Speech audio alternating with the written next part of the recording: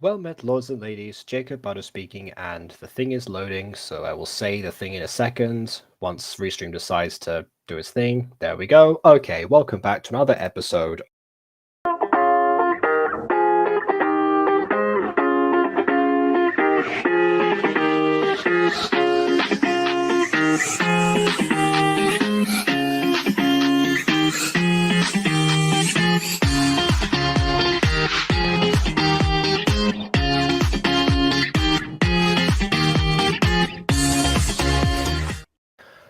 Okay, so before we begin, I actually want to show everyone something. I need to make room for it though. Just realized. So, okay. Oh, I didn't actually save the image. Dang it. Okay. So what I was going to say, I was going to show an image of the fact that today, when I woke up, I sometimes do this. Sometimes just check the YouTube analytics, especially from the previous day, because it tends to update sometime after the stream happens and everything, because that's when actual updates are supposed to take place. And so what I actually saw was that YouTube actually finally said 4,000 watch hours, but it's been rounded up. The actual number is 3,953. So it's just displaying that in a very strange way, despite the fact that 4,000 is the goal, is the objective for like every YouTuber who wants to actually do this and get monetized. So not really sure about that. Don't know why it rounds it up in that case, but maybe they'll have their reasons. The point is that the reason that ended up increasing as much as it did, because for a while I was just kind of stuck teetering between 3.9 and 3.8, is because of the premiere that happened yesterday that I completely missed. So what I was trying to do today was to render the next AFMAL video to go on immediately before this stream happened, and then the render failed. I tried it again. It still failed. I tried it a third time. It succeeded, but by that point, time had run out. So basically, what I was going to say was that we'll do this stream, we will complete it, and then if the time is still right and it's still peak hours and whatever, then we will go ahead and do the premiere after that. However, B wished to enter, so that plan just went straight into the garbage. Hello. I'm amazing like that. Hello, it's me, your captain. So, That was the longest setup I've ever done for one of these, and I do not regret it. yeah, are you proud of that one? Oh yeah, definitely. Dude, also, can we just talk about how that means that this stream is likely to be the last one prior to the 4K? I don't actually know about that. I don't tend to get 50 watch hours from each stream. I mean, that's amazing if it happens, granted, but it doesn't normally. Oh wait, is YouTube. that how far it is? Hold on, did I misread? I thought we were a little bit closer than that. Not by Well, too much, but okay. Well, okay. Yes, we're like 47, but basically. So yeah, normally the number I tend to get is somewhere between 10 and 20. So we're okay. likely going to have by sometime next week, unless the AFMAL thing that I'm going to do after this takes off the same way the other one did, which was the idea. So I don't really know. But yeah. So okay, let's introduce people in the chat who actually are here giving up the watch hours currently. So there's Johnny, of course, the creator. There is Josh, the reactor. Treat Pop, a different creator, and BB, a different reactor. Okay. Hello, guys. Okay, get the idea. So also Johnny does want to warn us before we go forward. Episode 6 of season 2 might be too heavy on Ryan, who helped make that particular episode. I think what he means by this is the fact that the character of Ryan takes over a lot of the script in this one because essentially he put his own self-insert in a little bit too much. I think anyway, unless you mean that it's like heavy as in like it's a heavy critique on Ryan, which seems to be not the case if he wrote it himself. I don't. It could be satire. Okay, I'm This just is saying. true. It's no secret that in the Butterverse we have a bunch of OCs. Well, Yeah. ourselves within it. Like that's straight up been shown before. Aiden, some vampire dude who made a one-off. Jacob showing off like once Yeah, or twice it's in not a music videos. it's not a secret. It's obscure. Yeah, I mean it's there. Which means logically, of course, I would also want one. The reason I say this is because my interpretation of me is not very delicate to me. I'm gonna be honest. I already have plans on what I want to do. I mean, interesting because I thought that your interpretation of yourself would be a little bit too self-flattering. No, I already have a big plot line in mind for mine that's way down the road, but I know what I would want to do with mine. Okay. She gets battered. She Okay. gets Um. beaten. Cool, but we'll see if Ryan is spared from that. Bon is also here, another creator. um, I've been having a very extreme 3 days. I have heard a lot of stuff going on in terms of animation from you, so I'm guessing that was unless you're talking about the about some news that's been dropped of other things, which I'm not going to put on screen because I don't want to encourage that before we start. Um, yeah, I didn't show up late for this Gacha review stream. Yeah, I did, unfortunately, because of the render. But I'm glad that thank you for being say thank you for being here on time. I feel like a teacher. Like, no, that's it's fine. It's not like there's an issue with that. Oh, that's what happened when we were writing the script. Okay. Okay. Well, we're not there yet because Josh actually requested that we go through episodes 4 through to 7 in one go. So who That's knows? intense. Yeah, who knows? Might get those 50 watch hours after all. Good grief! But we'll see. Let's begin because all the time these tend to be relatively short anyway. So let's see. This is episode 4, which was called Baseball with Ryan. Okay. Hey, Wipeout fans, welcome. Oh, I see why Josh wanted this to be a thing. Is this because episodes 4 through 7 is the Ryan saga? Okay, I see now. All right. Anyways, I hey, see. Wipeout. So okay, so this is just straight up an arc then. I mean, yeah, I guess. Presumably, assuming they did the writing correctly. Okay. All right. Hey, Wipeout fans, welcome to another episode of Disco Pops. I gotta say, Ryan's hair. I kind of, now that I see this, it kind of reminds me of what Agreed. it.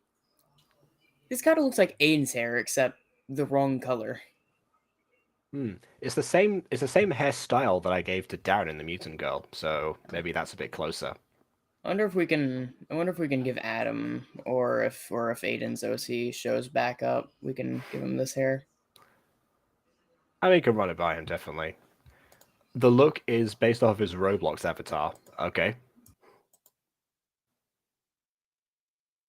If it was based off a Roblox avatar, it would have definitely more vacant eyes and a terrifying expression. But you do what you can.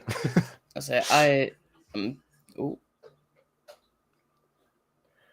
What kind of animation things have you heard? Just the fact that you've been doing stuff. That was it. Just the fact that you've been working on things because sometimes that gets mentioned in streams. That was it. Yeah. All right. Since you mentioned it in that stream, by the way, not stream, in that message. Hey guys, I'm so excited for this episode. It's going to be a blast. I agree, Ryan. Yes. Initially, yeah. I was Not only give is Ryan Jacob going to be helped, like a good 30-minute grace period, but since he just showed off the message. Oh no, look at that. We lost contact with BB. Yeah, not only Ryan's going to be in this episode, he also helped me write the script. Okay, good to know. So because of that, I would say the simple thing is the trailer looks amazing. Can I just is she just still talking? Doesn't realize that I'm just doing that. If I let her in again, she could be in the middle of a speech. Let's see. So the trailer's pretty great, but the only the thing is I'm not gonna get my hopes up, right? Because Security Breach itself was pretty terrible. So all things considered, I'm gonna hold off until we see the actual thing released, but the trailer itself looks fantastic. Okay, all right. Who knows? Maybe that's partly why they withheld Ruin until now, because yeah, Hopefully. because it fits with the trailers there. Anyway, it started when I think it's just think when it started, it interested me, and I was like, not bad. Wow. When you started it interests you. Now you think it wasn't that bad. Interesting. Okay. And I'm like, I want to be in it, but like I said, enjoy. And if you want to be in an episode, give me a suggestion in the comments. Well, BB, if you want yourself insert in something other than the Butterverse, here you go. Not really. The Butterverse is my home. Look, man, almost all of my projects go to Jacob's DMs before I do them anywhere else. All right. The Butterverse has too much to offer, and so do I. So, really it's mutualistic. When I saw Roxy for the first time in that trailer, my soul died. Yeah, I don't blame you. My soul dies when I hear the name Roxy too. Jeez, no one's gonna get that reference, but man, that's vicious. That's so bad. Dude, I still can't believe, I don't know if this is too far, but it was the hacker. So I think, remember whenever you went into like GC, right? And you're like, guys, I'm gonna have to take a break. They have cancer. And then I popped in. Hacker, yes. Yeah, and then I popped in. I was like, I don't know about that one, Chief. I think this one. I think the hacker just wanted you off the tail, and then Jacob promptly went into the DMs and started toying with the hacker as much as he could. Oh, definitely, yeah. Yeah, as soon as I said that, he was like, "Oh, I can play that. Yeah, okay." Well, actually, at the same time, I also did ask a few. I did do the classic security questions thing, which then ended up having being a back and forth of like, oh, well, you don't believe me and stuff like that. It was like, I mean, you could answer this question immediately. I then ended up actually at one point speaking to the actual Roxy after that, and then she answered the question immediately. So it's okay. You did, neither of them were great. Just saying, you could have taken the hacker and just left with that one instead. You could have lived. I mean, you could just taken the hacker and just lived your life with that one. Yeah, I don't know. Yeah, depends on which one is worse. The one that is blatant about their intentions, or the one that tries to actually sugarcoat it. It depends. But okay, to actually clarify, because the whole hacker thing is going to confuse people. Roxy's named one of my exes who cheated on me. So I wasn't gonna specify those details. I was gonna leave that one up to you. I mean, sure, but then you brought up that people are going to be confused if you bring up a hacker that's also involved in this story, like was way down the line of stuff that happened as well. Oh no, I figured people would be like, oh, I figured people were gonna be like, oh, a person that they know was hacked, and then just leave it at that. Yes, but if I've mentioned that my soul does when I hear the name Roxy, probably portraying them as the victim of a hack attack and nothing else is not going to sell the idea the way that we're supposed to here. All right. Right. But now on with the episode.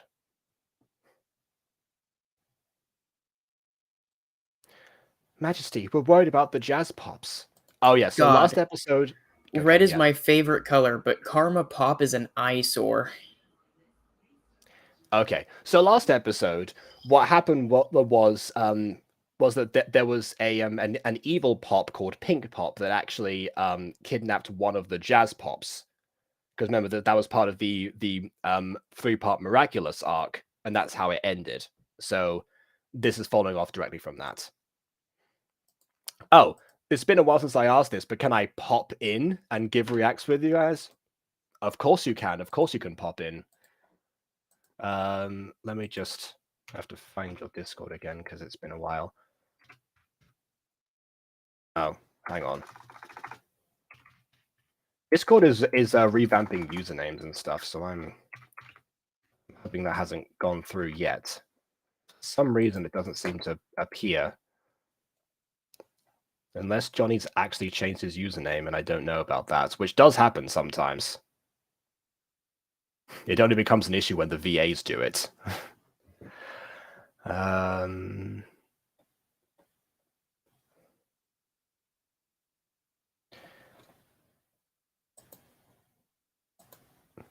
Yeah, I don't know what's. I can't find you. I don't know what's been going on with the username stuff, because someone in another server does have I read it. the article.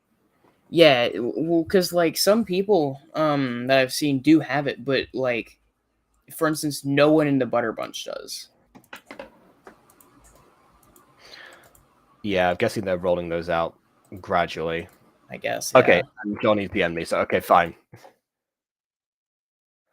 Okay, and and KW was also here a second ago, and now I can't see. Where'd you go? Where'd you go? Where'd you go? There you are. Just had to quickly say hi since I have Wi-Fi. All right, well, hi while you have Wi-Fi to you as well. And also hi to Johnny, who is here. Hi. Hi. Also, how am I doing? What? I did. It's been 20 minutes. You're asking that now? I mean, I'm doing okay. Kind of annoyed about the render thing, but we'll deal with that as it comes. All right, anyways. Don't worry, Pops. Celeste is watching over them. When we have an update, we'll let you know. A few days later. Wow. That's remarkably inefficient for Celeste. Normally they would like detect the kidnappers at the same time. This actually would be more of how it would go down normally, because you would think that the first step to successfully kidnapping a pop is to make them untraceable, unless you want to lure the other ones into a trap. But that normally doesn't go down well.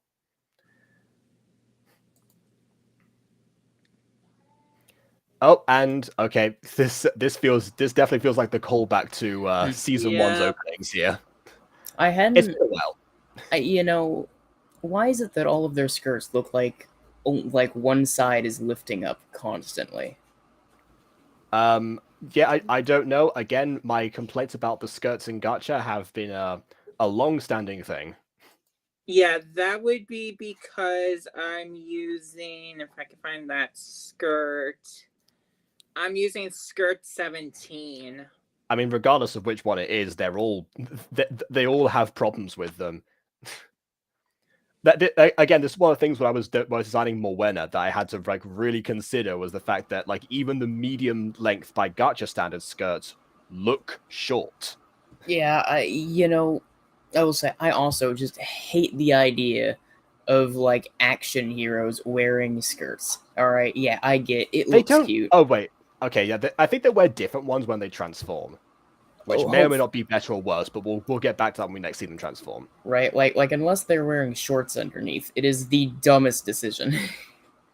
I think I did have them at the shortest shorts, or the ones where after if you put on the tallest socks, there's still a little bit of a gap. Yeah, I think that's what I used when I originally made this. Okay. I know of none of that. I don't use Gacha. So they're so you've gone for the Skort approach, which actually is a really good solution to that problem that Sailor Moon should have thought of 30 years ago. Didn't Phineas and Ferb do a gag with that at one point, where I imagine Candace, I think, was like doing like a bunch of acrobatics or like flexible things, and it was like upside down. And then they're like, hey, Candace, what are you doing? She's like, oh, it's fine. I have a Skort in it. And she was like upside down completely. And the Skort didn't move in the slightest. Yeah, I think actually, I've told this story on stream before, but I'll tell it again. So in my secondary school, at one point they updated the PE uniform, as they often do sometimes. You know, schools tend to update these things. So this particular update to the PE uniform for the girls actually include the use of a skort, which you know, the boys just seem to utterly hate. None of the girls complained. I wonder why. Yes. And for the record, they didn't have the skirt for like the regular skirt for the PE uniform from before that. They had just the same shorts. I guess it was just an update of that.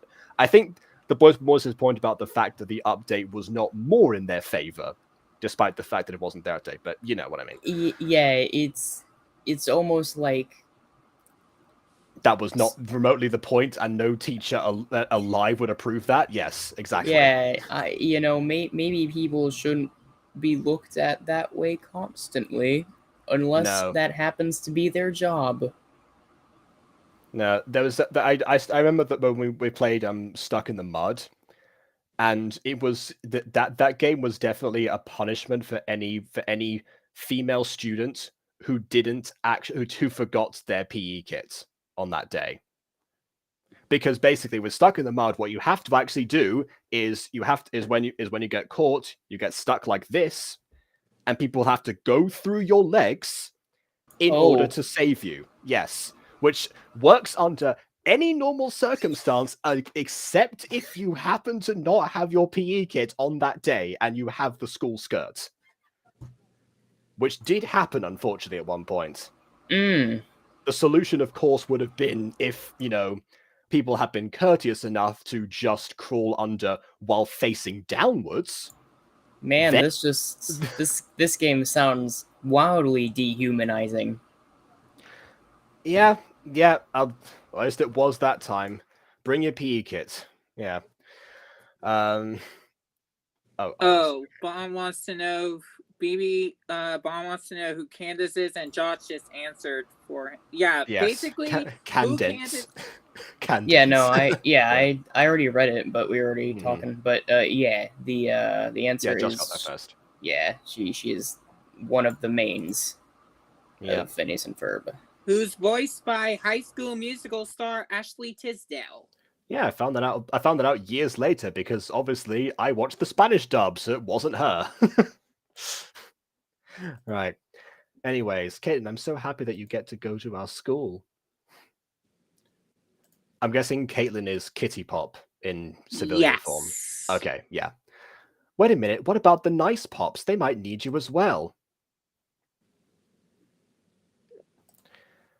Amy, it's okay. I just like with Jen, they can just contact me and I'll be able to help them. And commence just in 3, 2, 1. I love how you used to remember that. Like this episode came out so relatively, which just like, all right. It's okay. It's okay. I realized the true power of the subconscious today because I was editing a little bit of Rip in the Dark, and I realized I guess something got corrupted really early on because there was very clearly some effects that were missing. Yeah. And so I went through and I had to re-add them. But it's funny because, of course, whenever we're actually playing the game like with each other, I was making the sound effects myself, right? Obviously not editing live.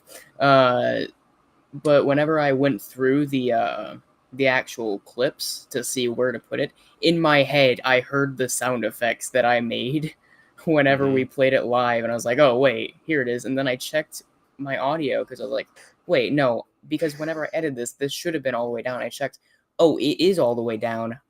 I'm just filling in the blanks like automatically. And Bon, to answer your question, I made all of this through Gacha Club. Yeah, I think this was this was GL or GC. This is GC. Yeah, this was May 2021, and unlike certain people, Johnny actually does use the updated game when it came out and doesn't ignore it for no reason. Which has helped. I will say, I remember whenever Club came out and all the Butterverse projects, like in a snap, hurried over to Club, and they just instantly got better.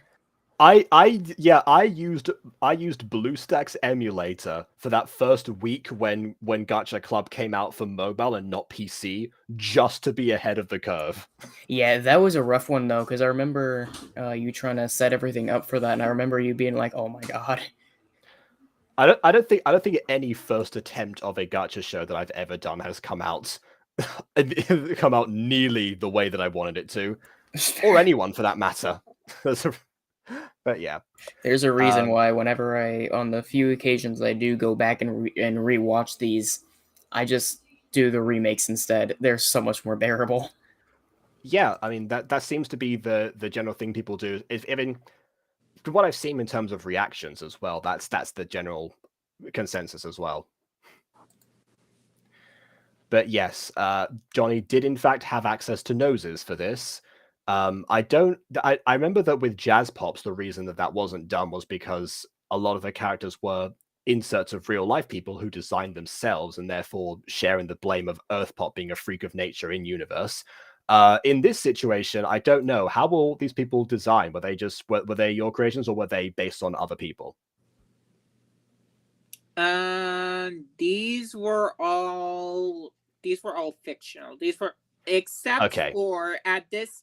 So Courtney, Jess, Amy, and Kim, I came up with. Kate and Caitlin were two online friends that I met, but since as of today, neither of them has reconnected with me. I see. Oh wait, I do remember because actually I remember that Kenny wanted to be in the series last time, and that's why you introduced Kitty Pop at the same time as Pink Pop. From what I remember.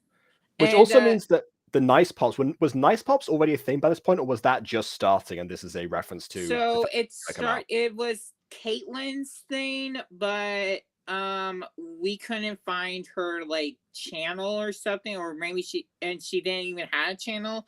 So basically I started out putting videos that she and I created together on my channel, and since then I rarely do it, and Caitlin's been able to put it on her channel. Okay. Wait, hold on. KW just said something really bizarre. I've decided some of my characters to have noses for their plot and what they are. I'm sorry. Unless your other having- characters are animatronics or Voldemort, I think they should at least they have noses regardless if it's plot relevant or not.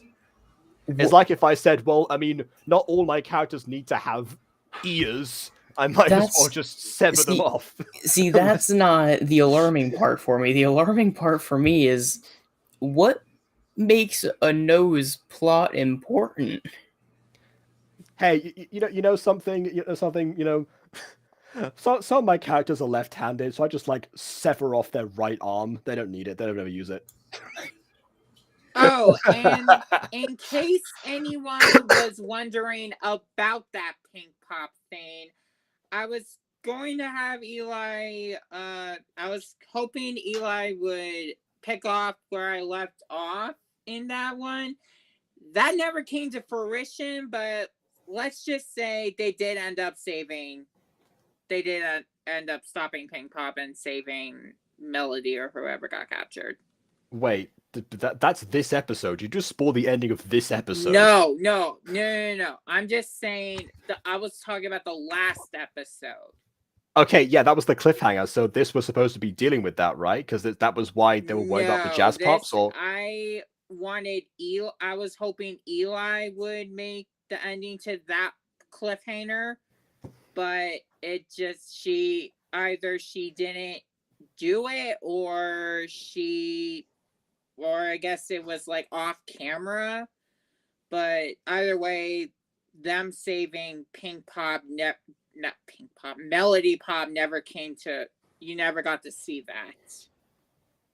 I'm sorry. I'm sorry if I had to spoil it. I'm just saying. I mean, if it never happened, then I guess. But wow, is that something? Okay. Did you two talk about who was going to do what beforehand? Was that just your anticipation that would conclude in Jazz Pops or something? At the time, that was kind of my anticipation, because Eli and I were still in like we just met through one of Jen Barlow's live streams. I see, but all right. Wait, whose live streams? Jen Barlow, the girl that plays Majesty in Super Pops. Oh, okay, I see. Yeah, then. that's how she and I met, was through one of her live streams, and Eli was telling Jen about Jazz Pops, and I decided to check it out and subscribe to her, Oh, and we've been friends ever since. that was a bold strategy, I must say, because normally that kind of thing doesn't usually fly. But fair enough. Why not? Okay, and clearly here we are. It's spawned an entire expanded universe that I may or may not be entering into some point. I still got to talk to Eli about that, but I'll definitely be planning that through if that does happen. And also, hi Cypher, welcome back. And you're stuck on screen. There you go. All right, Jessica, it's okay. At least she's now able to reconnect with the Blues Pops. I mean, this is true. It has been a decade. I know. I just miss her. We all do. But anyways, let's get ready for the baseball game. That's what I like to call an Aiden transition. I'm so excited. At the 7th, I've heard that baseball has 9 innings. I can understand why you skipped most of the game. Yeah.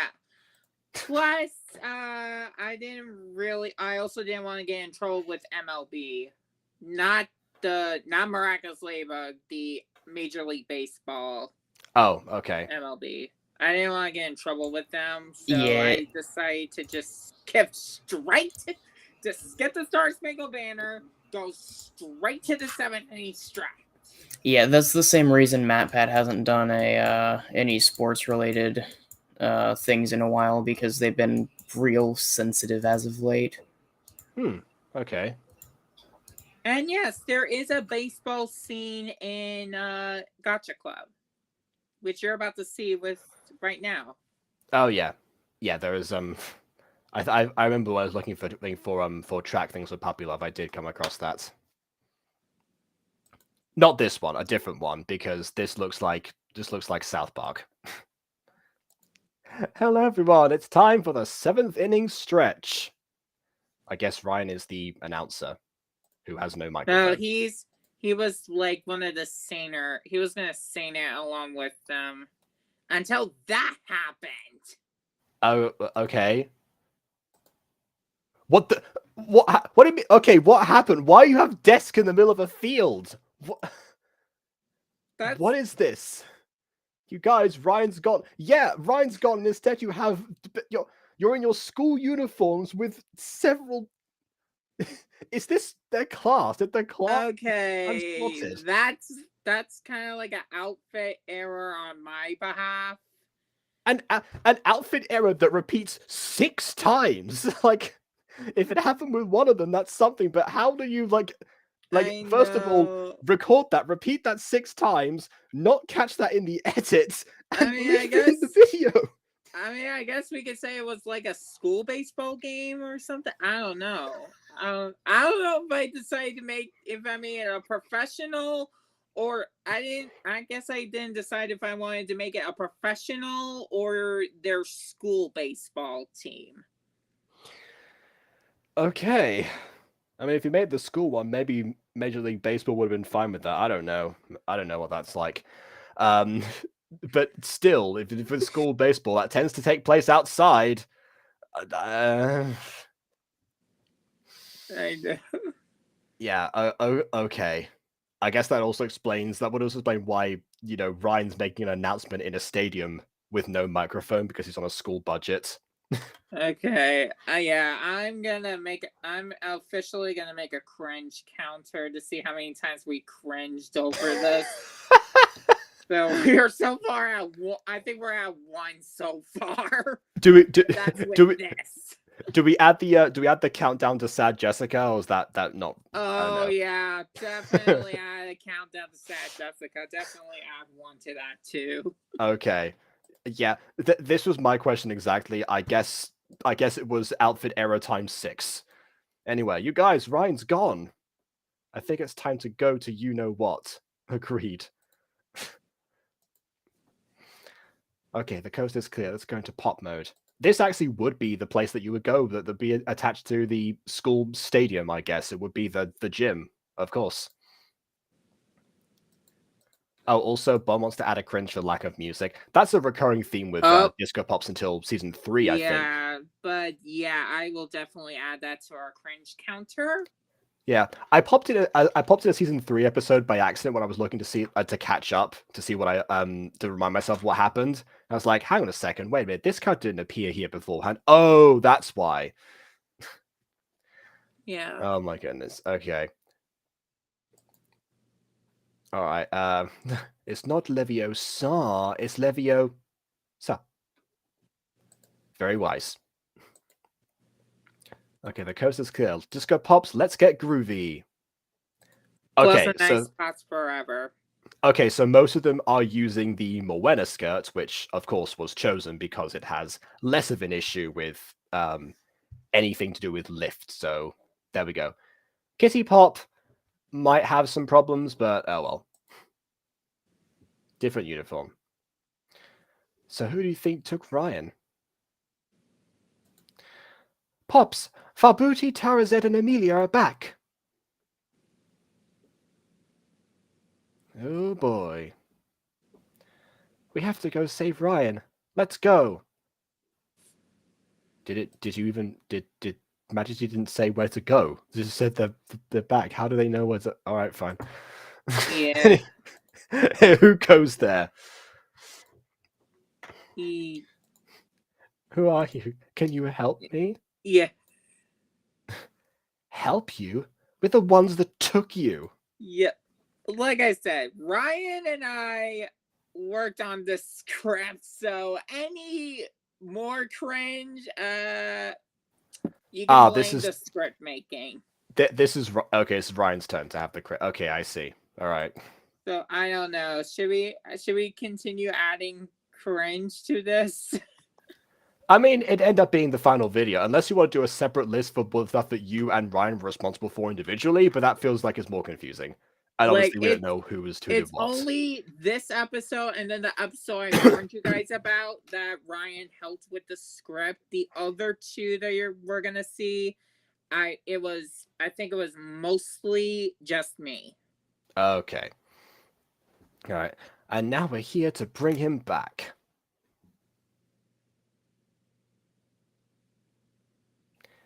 Hello, Disco Pops. We meet again.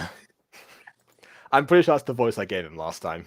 Yeah, you did give him a Russian accent, sort of.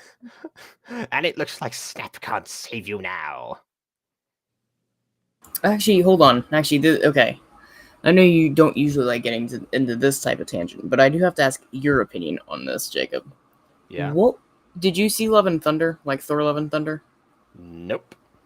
Okay. This should hopefully be enough context then. I'm not sure. So in the movie, right, Zeus is there.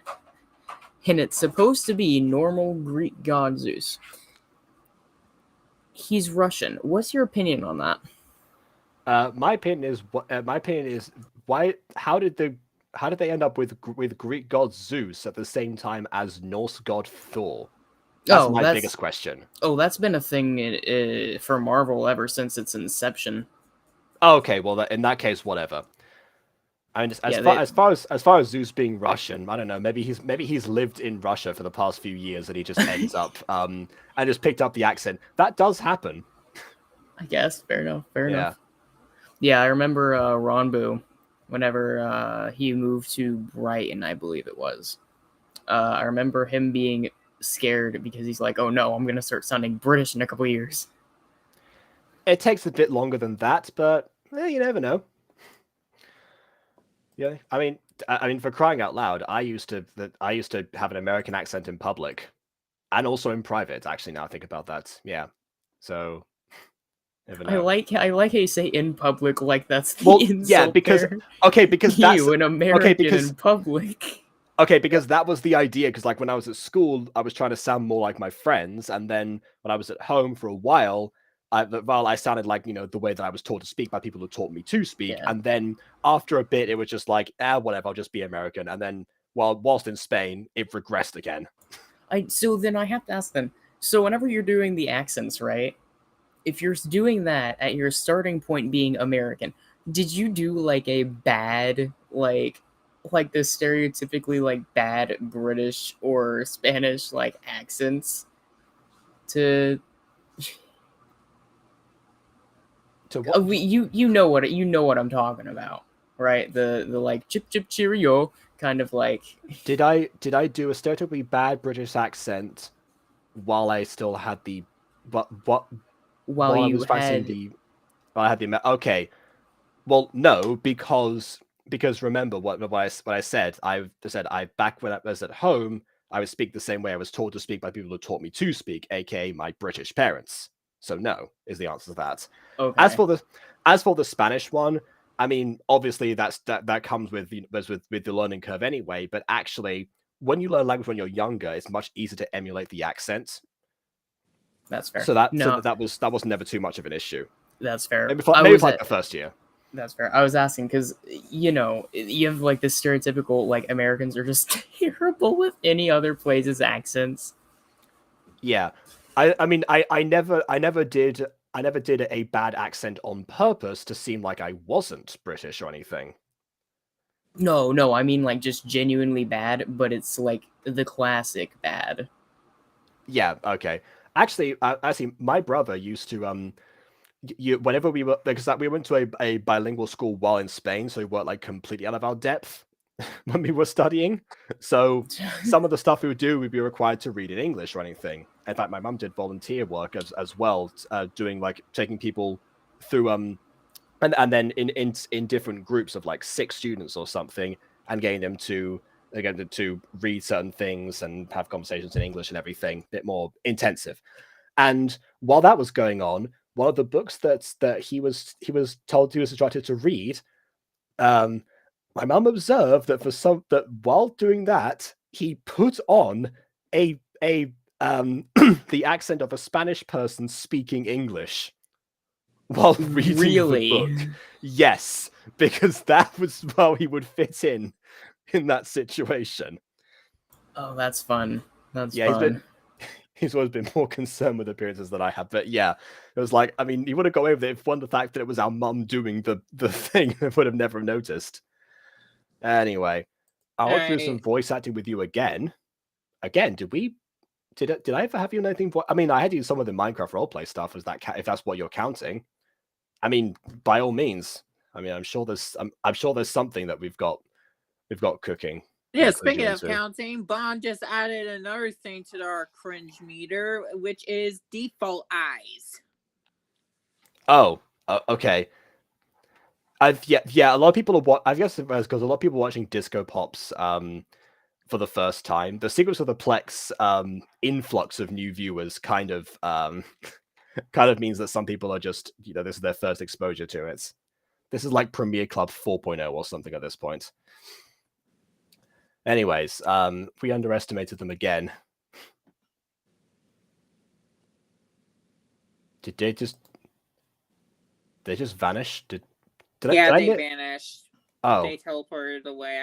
I think I was just a bit. I think I just forgot to have them fight. Not the fight. The ending teleport. Like, okay, nowadays fine. I do 2 shots for each teleport, which is one with them actually teleporting away, and the other next one is the same picture but without them. Okay, but you also missed out on. I think they might miss out on this. Oh wait, no, hold on. Okay, so I think Karma and Kitty seem to have launched an attack. Oh, yeah, is that why they're engulfed in? Okay, right. That's what I was confused about, because it seemed like they were just kind of. Yeah, I think it kept playing while we were talking. Okay. So we kind of missed some parts. All right. Are you okay, Ryan? Wait, how do you know my name? Hang on, Caitlin? Caitlin from school? Is that you? You gotta be careful when addressing people by their first name as a superhero. Yeah. That's the thing that Ben 10 learned on day 1, I think. Well, okay, right. but as a superhero, right? You could always be just like, you could always pull out the like mysterious I see everything card and just call it a day. That seems even worse somehow. Not if you're Batman. He gets away with being a stalker. Yeah, and I guess Cyborg also gets away with it too. Actually, most Blueberry, DC characters do. Just, now blueberry that I think about pie, it. my favorite. I know. That's kind of creepy. I know. I'm fairly certain Batman's had like various instances that are exactly like that. Actually, Yeah. Hmm. Probably. Then again, his whole thing is that he lurks around in the night. that's true. Okay. You know, he's kind of like he's kind of like Santa Claus when you think about it. Yeah. Yeah, he is, yes, except for the present he delivers is justice.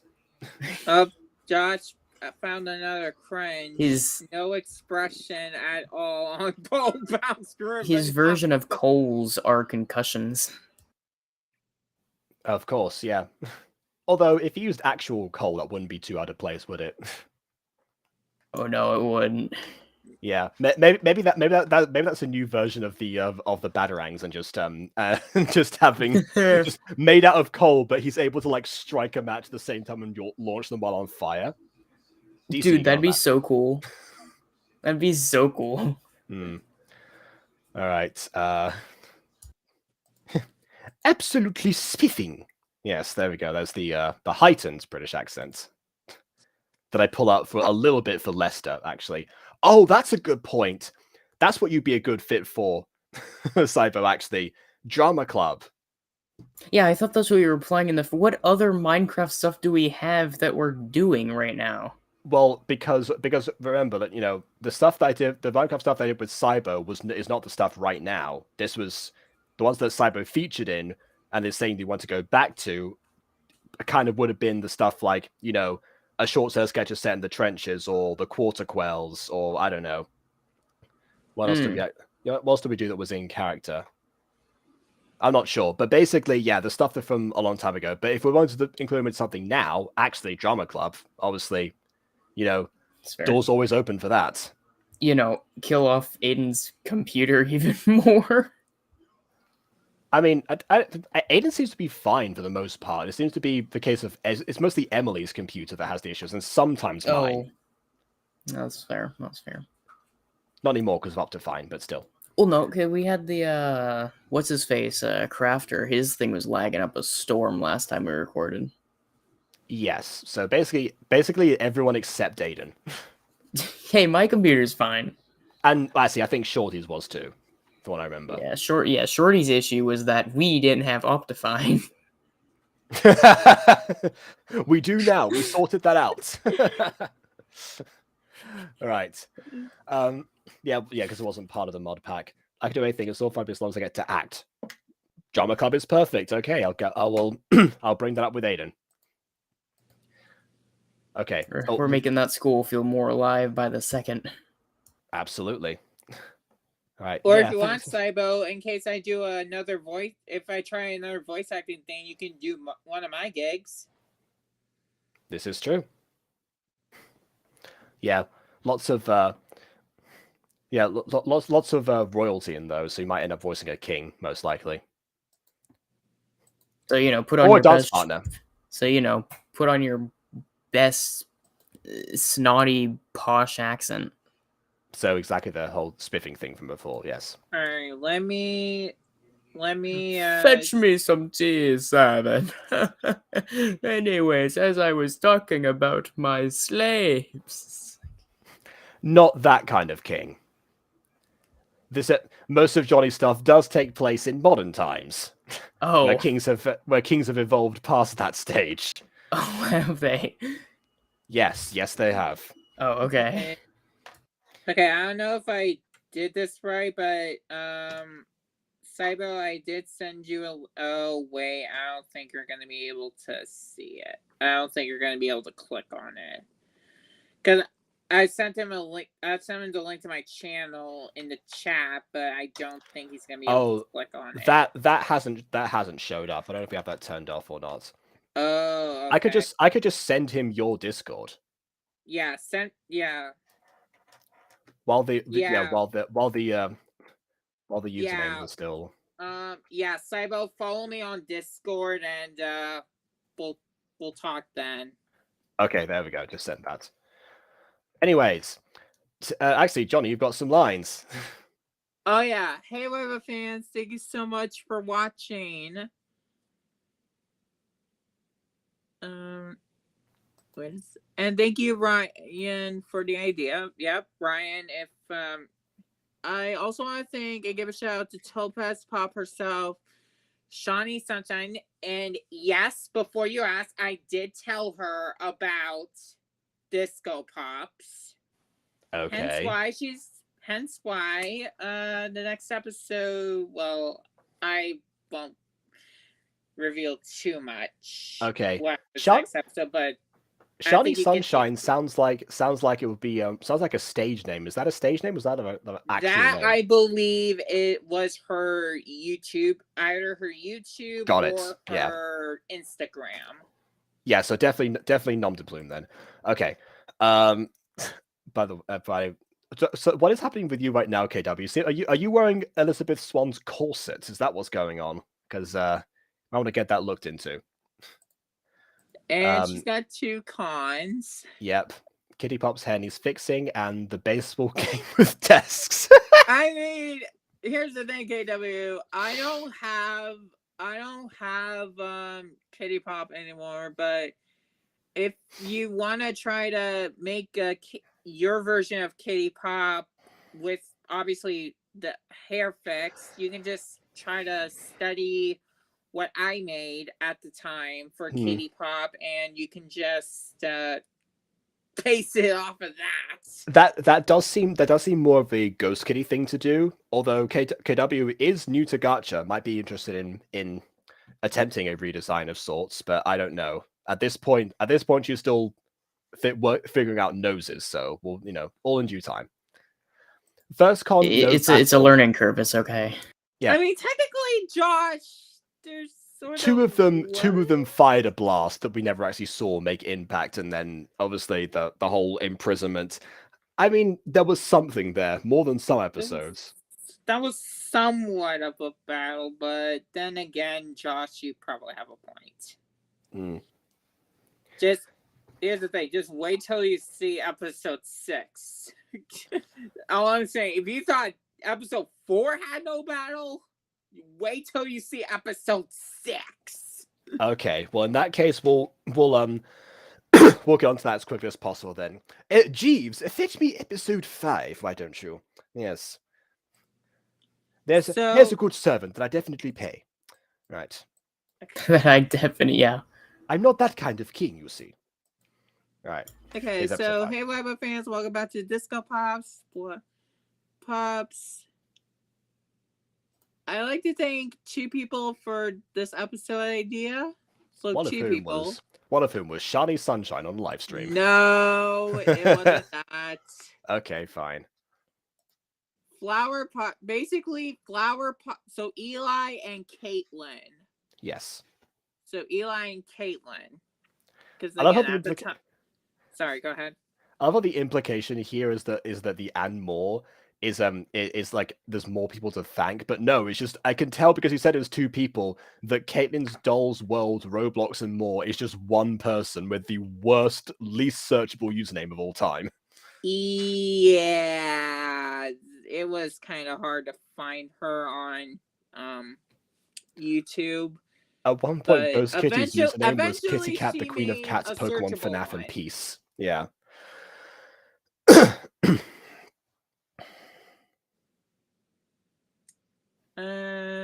If you have any suggestions for episodes, leave them in the comments. And I'm still taking suggestions to this day, guys. So if you still have episode suggestions, let me know. Yeah, the moment that I actually catch up with this series, I will probably start bombarding you with suggestions. Okay, now let's begin. Puffs keep getting in our way. We need to find out their weaknesses and use that to our advantage. I say we do a little spying on them. But how do we do it without them knowing? What is the essence of spying? Well done. I found some invisibility cloaks in the Slayer. It should do the trick. You just found them, like you don't like own them or didn't make them or anything. They're just lying there in the lair. I mean, sure, I guess. Is this? They just have a rented space and the previous tenants, villain tenants, just left the invisibility cloaks there by accident. Yeah, I think so. Okay. Excellent.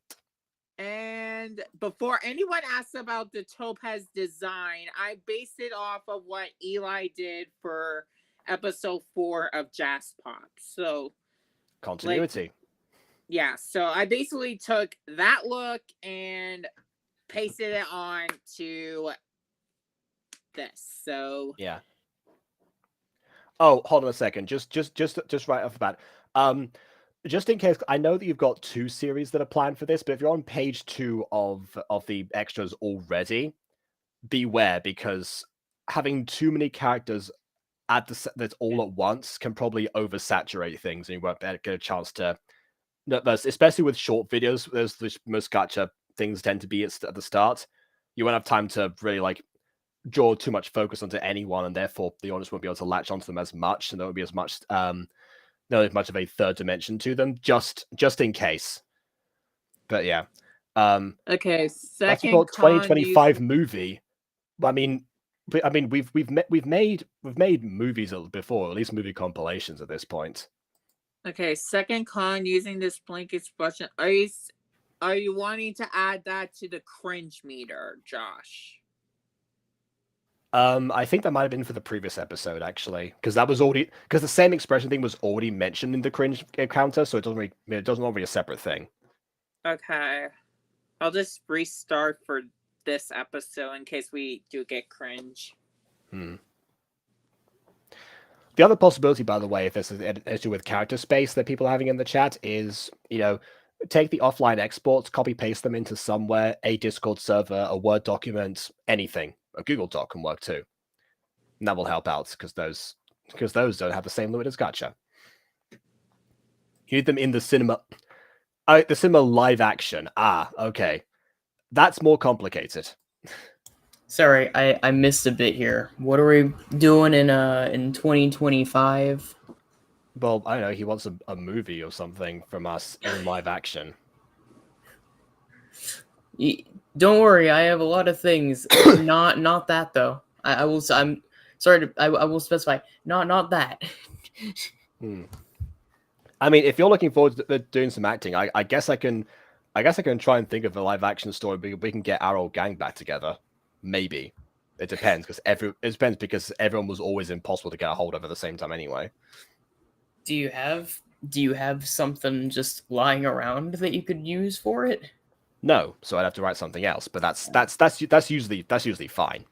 Tell you what, it'd be a fun way for you to learn CGI. Or a stage play. I'm glad you mentioned that because actually that's what I did last year.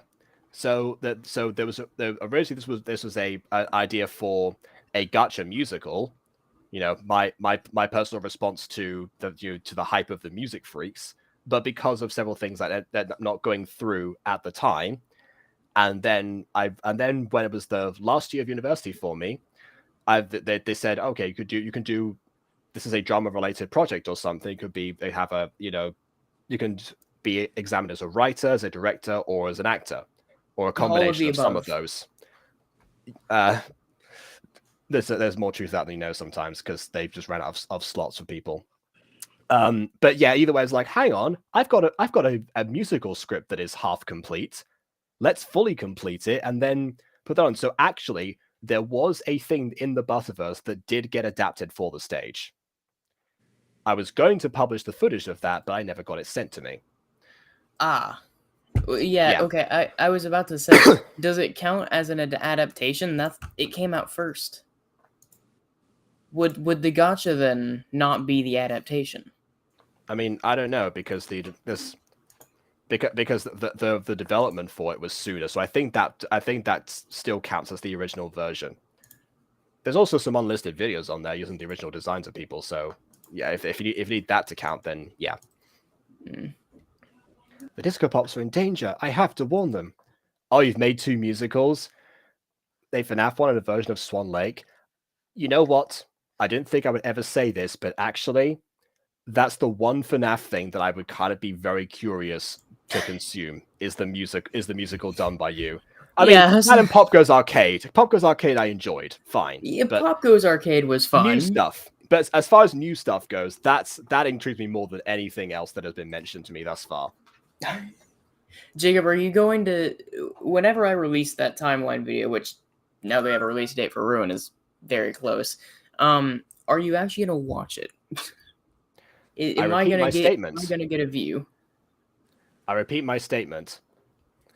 No. I mean, I probably might graze it or something just to see, like, because I'm kind of just like, how are you going to format it or something? But I don't think I'll just stay there for the whole thing. I don't know, but it's so interesting. Yeah, I mean, I'm all for giving other people watch hours as well, but at the same time, I do have my limits. Yeah. Anyway, ready to visit the aquarium, guys? Yes, I am. I can't wait to see the fish swimming in their tanks. I can't wait to see the one thing aquariums are known for. I love that description. Like she just learned what an aquarium is right now and is excited at the mere concept of it. Now before okay. that was you whenever you found out about VTubers. No, wait. What are they doing inside the tank? This is the closest thing this is the closest thing to an aquarium I saw. Okay? You got close, all right. Okay. This was the closest thing I could to an actual aquarium. Okay. Yeah, so no, it's beyond close. Don't worry if that was what you're worried about. It's a very immersive experience. Yeah. So remember how I say to people sometimes that with Gacha reviews, I tend to try to advise people based on what they have access to and the place that they're at with editing. If I'd watched this 2 years ago when I was doing the same review, yeah, I would have other things to say about this, but obviously, given the time frame, okay, I guess this is the approximation. It's like one of those. It's like one of those simulation kind of like things. You know how you have you have like a piloting simulation, honestly, where you can just like hop in it. Honestly, that'd be an amazing experience for an aquarium to have. Oh yeah, no, it'd be blast. Or like I don't remember what it's called, but whenever I was little, I went to this one that was, I think, focused on specifically dinosaurs, and you could press these buttons, and the dinosaur like animatronics would start like roaring and stuff. Little tiny BB was having a blast. Of course, I can imagine, yeah. Like I see big red button, that's already exciting enough, and then I press big red button, and the T-Rex starts yelling. That sounds like something that Shorty would say. I mean, it was a win-win scenario, and only for me, but yeah. I mean, I must say that was one of the there's a Dragon Ball Z abridged joke at one point where Goku is in a spaceship, and so Dr. Brief says to him, "Okay, but whatever you do, don't fiddle with the gravity controls or the start button." And then we see the start button there. The start button. Don't touch the start button. Okay, bye. It's like, oh, this is the button. So yeah. What's this do? Exactly. Yeah. No, and then the intercom, it's just his voice going, "You've pressed the start button." Honestly, like if I ever do like anything, any like Dragon Ball related thing that like it's scripted or something like that, that's not the what ifs. Yeah, I'm pretty sure I want to cast Shorty as Goku. Honestly. Really? Yes. He is big, strong man. I do need that in my life. That is true. Anyways, it's going to be a dolphin show. You want to see it? Yeah, Dolphin Man, absolutely. Actually, but before we move on, it's canon. I've got to add a bit of experience as well. My first ever 3D movie experience that I had was actually an IMAX documentary of something to do with sea life. So as far as immersive sea experiences go, that was the closest I got. So if there's a dolphin show where the dolphins just like come right up to your face, then why not? I think mine was Star Wars Episode 7, The Force Awakens, and it was with my brother. Fair enough. I think my second 3D movie experience actually was Star Wars Episode 1, The Phantom Menace. So there you go. I think my second was Logan. Okay. Yeah, let's go. Disco Pops, I've come to give you a warning. Oh, I just missed them. They're gone. I'm sorry. Okay, no, I completely misunderstood. Did they just like combine into that one and then they pop in like Disco Pops? I have a message. I thought what happened was they teleported, but then I remembered that what Johnny used to do at this point is the exact same background, just use it for two people talking in different possible shots. So the solution that I would have given at this point would have been to have, like, in Gacha you can resize the background. So resize the background so that like one half is covering this side of things and the other half is for the other person, so it looks like at least they're in two separate parts of it. So that's the solution based on the thing that could have been done at this point. There we go. Yeah, no, it's because so what I saw was a bunch of women turning into rainbows, and then at the gold at the end of the rainbow happened to be one woman that they turned into Power Rangers style. Is this just the all-female reboot of Captain Planet? No, see, I'm picturing it as like this is like one of those like Zoe, right? Well, what were they called? The little robots they use at the end of like every episode for the spectacle of Power Rangers. Is that Megazord? The Megazord? Megazord, yeah. This is the Megazord. And all of them are within Topaz Pop. Mm-hmm. And they're all like, you know, you have one in the leg, yeah, you have like two in the legs, two in the arms, you got one in the head, and they're all like just operating it with like the joysticks. Of course, yeah. There are some explosions in there. Absolutely. Although then again, it would be like, 10 times as big if that were the case. But yeah. Okay. I have heard. I'm definitely adding a cringe just because of the scene thing that the Megazord scene. About. Like, yeah, I'm definitely adding a cringe to that. So add a cringe for the Megazord, add a cringe as well for the aquarium background. So are we at 3 now? Is what you're telling me, or 2? Are we at 3 or 2? I don't remember. For I don't this remember episode. the other ones, but I'm doing this episode. I'm doing them separate. 2? I'm doing them separate. Then I think 2. I think 2. I would have to do some Shakespeare again. The Complicated Worlds were so interesting to play with again. I've never seen someone so excited to be so confused. I mean, Shakespeare doesn't have to be confusing. No, they straight up just said the complicated words would be so interesting to play. Anyone who knows Shakespeare probably doesn't see it as that complicated. Yeah. I mean, well, honestly, that depends. I'm pretty sure that I directed Cybo's last foray into the world of Shakespeare. So, bro, yeah. Speaking of which, it's gonna be a blast whenever we get to that episode of the Mutant Girl remix. We're gonna have to do that. I get to be, what was it? Tiresias, was I? Well, okay. So Pete at one point did end up playing Tiresias, but that was a reference to what he did for the school presentation beforehand. Because remember, Mrs. Dice was saying you were the most convincing Tiresias I've ever seen before the auditions have started. So that's not a character from Midsummer Night's Dream. Just straight up that. Who did I play as in that episode then? Oh, Lysander. Oh, okay. Yeah, because I knew I was in there. Oh yeah, definitely. Yeah, Lysander was the main man, or well, as close to the main man as there can be in Midsummer Night's Dream, because they kind of go back and forth. That's fair. Yeah, I've double always. That always be something where I'm just like, I mean, I've fully admitted that I've become overly ambitious at times in certain parts of the music girl, and getting a team of complete novices to voice acting to do Shakespeare was probably a risky move. It was definitely risky. On the bright side, will hopefully be better, assuming you actually make people redo their lines this time. I'll say. I mean, yes.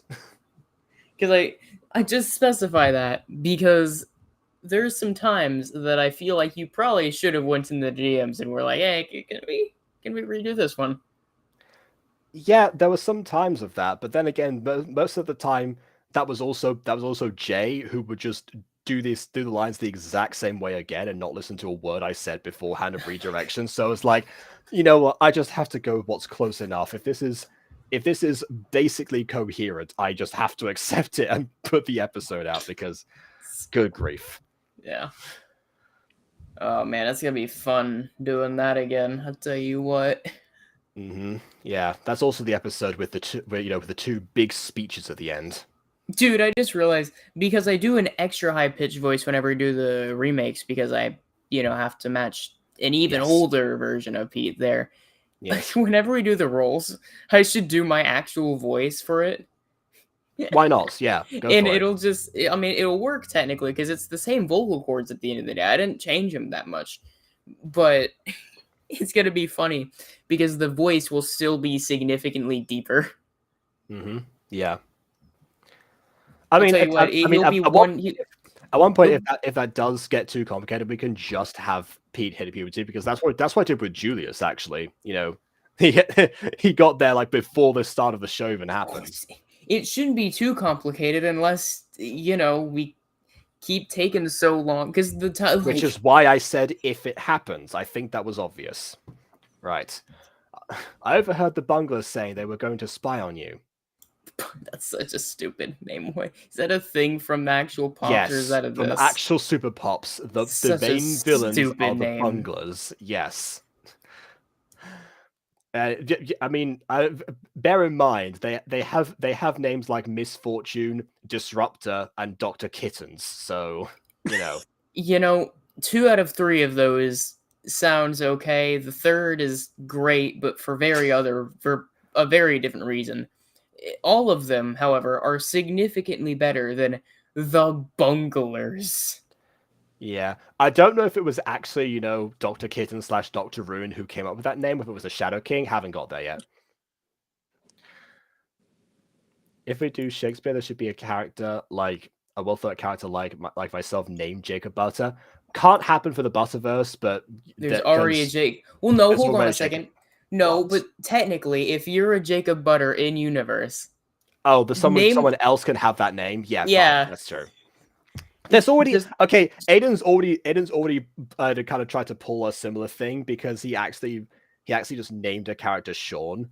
Yeah, I will say I don't like specifically in reference to me. I'll say I don't like reusing names a ton, so I feel like a hypocrite. But if we really wanted to do it, it could technically work. Yeah, I have had I think the time if I've reused names is that I have 2 characters named Silas.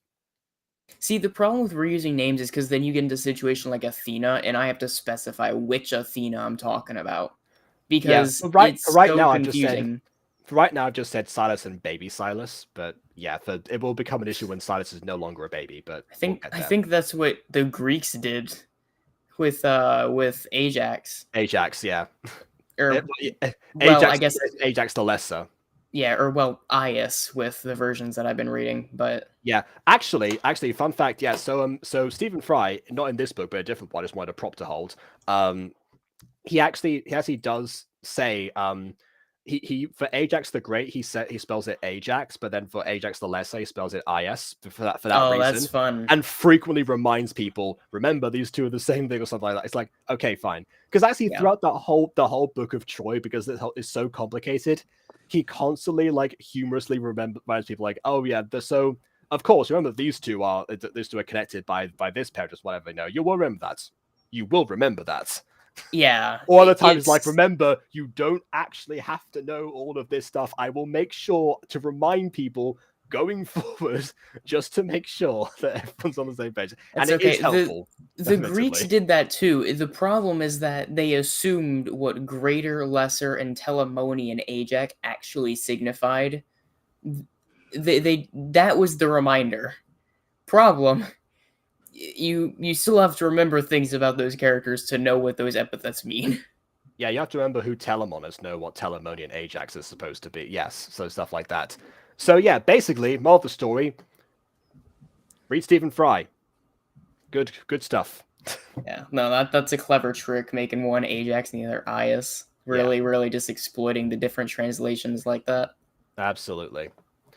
Oh, and also, hold on, don't get me started on CKW and C-Ball and C-Imagine being a thing. Oh. It's funny. Right. I will say, it's interesting, because didn't Aiden and Jacob within the Butterverse, right? Haven't they met? Isn't that right? Because wasn't Jacob doing therapy to... Yes, that is exactly what happened, yes. Was there, like... Have you ever thought about how they met? Yes, one of them was a client, the other one is a therapist. It's pretty clear how they met. Oh yeah, I guess it's fair. Right. Weird, none of us even noticed them. That's because they have invisible cloaks on. Why are they spying on us? They're looking for your weaknesses. I mean, way to ruin everything, Topaz! I was literally about to say, hold on, what happens if they're here right now, listen to you expose them, and here they are. Okay. Tara said, leave the disco pops alone. They will never tell you what the weaknesses are. They're not supposed to tell them. They're supposed to find out, but okay. Oh, really? Not if we hit them with a new spell we worked on. Why didn't you do that first, then? I don't know! Or, alternatively, turn invisible, throw the spell when they're off their guard, and then get them to do so. I think I did have them do that. I just forgot to mention that. Okay, but Cyber, the point being that there are enough references to myself already in the Butterverse. We don't need any more. I'm having a cringe. I'm sorry. Yeah. We're not like Aphma. We don't have to have, we don't have to have ourselves be the main character of everything that we do. Aiden comes the closest for that when, with Adam, but even then, a bit different. Yeah, Adam's pretty much like, he looks the exact same, which is funny because him and Aiden are two separate people in universe. It's like Aphma and Ava as well. I think the idea was the same. Okay. Hit me more the man, the myth, the legend. Scott Sterling! I made a Scott Sterling reference in The Mutant Girl and no one got it. I was sad. Alright. Okay, so spell we worked on. That's Oh, wait, I forgot now they did it. Yeah.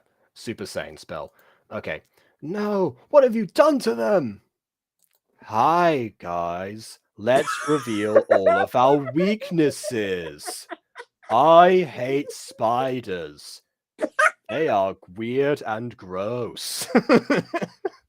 She may or may not have just hit the disco pops with a truth reveal spell. Hello, everybody's name. That was my best interpretation of your Brownie voice, okay? Give it Okay. Oh my goodness. Okay, someone else actually gets Scott Sterling. Clearly, I just uploaded that video several months too early. Obviously. It's season 3, episode 1, in case anyone's interested. I love this. Also, she may or may not have hit the box with because she may or may not have hit them with the spell. I'm not under the spell, therefore I don't have to tell you if they're under the spell or not. And also, are you only just questioning this now? Okay, no. Pops in this context applies to like the groups that are superheroes and also are pop groups. It's kind of like the thing that started from Totally TV and then became a thing that people adapted into Gacha, which became, weird enough, a completely fan-made expanded universe, which I'm all here. I'm all for. Yeah, that's a thing I was meaning to ask, because the original Pops wasn't nearly this big, was it? No, it Not was this expensive, 4, and then Crystal joined, and then Yeah, I think what BB means is that there weren't this many shows in this Yeah. in the shared universe. oh yes, no, it started at Jazz Pops, and then I did Disco Pops, and then I think we just went on from there. Yeah, at this point, there's so many of these that, and so many different ideas. Do we even? Maybe it's. I guess it is too late. But like, does it even count as pops anymore? Why would it not count as pops? Because mean, at it this was- it's point, obviously- it's obviously grown Well, so it's obviously much more. okay. It's obviously fan made, but that's kind of like saying, you know, the Mutant Girls become so much more than it was before. Does it even count as the same show anymore? Well, yes. And in this case, Well, because the problem is that you made Mutant Girl, and it's Yeah. still be like, it's different because okay, I mean, do like other fan stuff, like, you know, like the fan mangas of Dragon Ball, you know, are they still Dragon Ball if they go on for so long or whatever? You know, well, it's not just the length of how long they've gone. Are the Aphmau Gacha things still Aphmau if they continue to this point and grow beyond it? I mean, well, yes, if the characters still go back to that same idea and they still harken back to the basic mechanics and also the general origins and method, I would say yes, it counts very much as the same thing. Well, I mean, I guess it's not so much the length that has gone on, though. It's a completely fan-made thing that now has infinitely more shows than the original and has essentially made its own canon entirely. I mean, the same could also be said for, I mean, I don't know. If we go with the route of official releases, the same said for stuff like Scooby Doo, honestly, because the original creators are probably, you know, all dead. So Sure, but they passed the rights on. yeah. So if we go down the route of official releases, then yes, but it's still the same idea. I mean, if it weren't, then Velm would have been significantly less hated because no one would have cared. Fair enough. Hold on. B Butter's mic really loud. Okay, I'll turn I'll turn her to 75. There we go. I like this. You know what I like? Okay. No, it's not that. It's because, so, is there a difference in how loud I'm speaking now at all?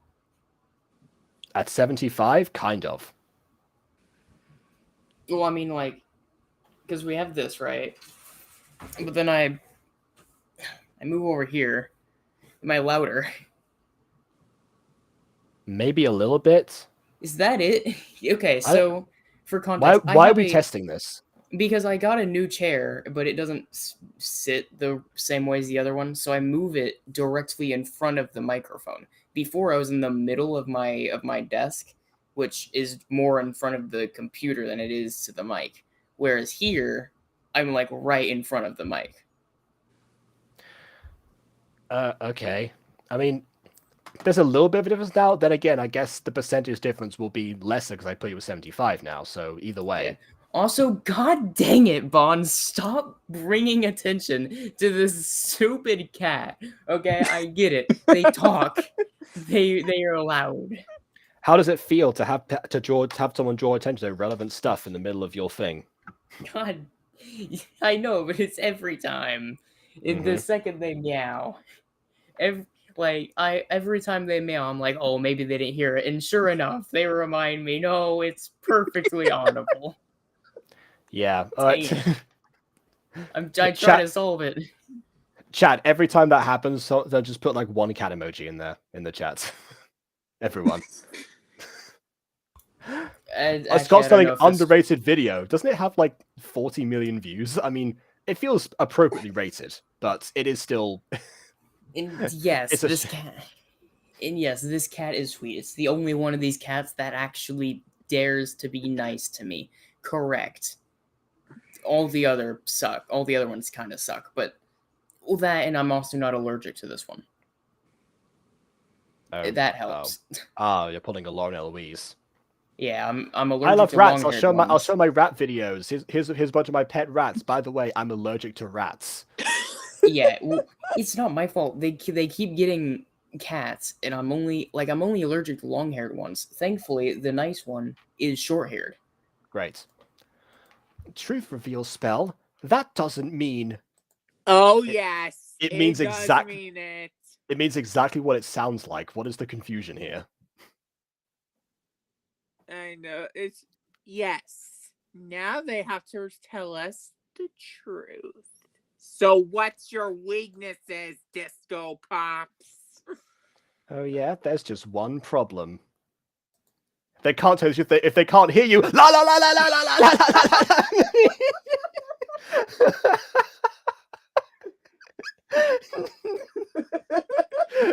And what would that be? What's the actual reason? Let's see.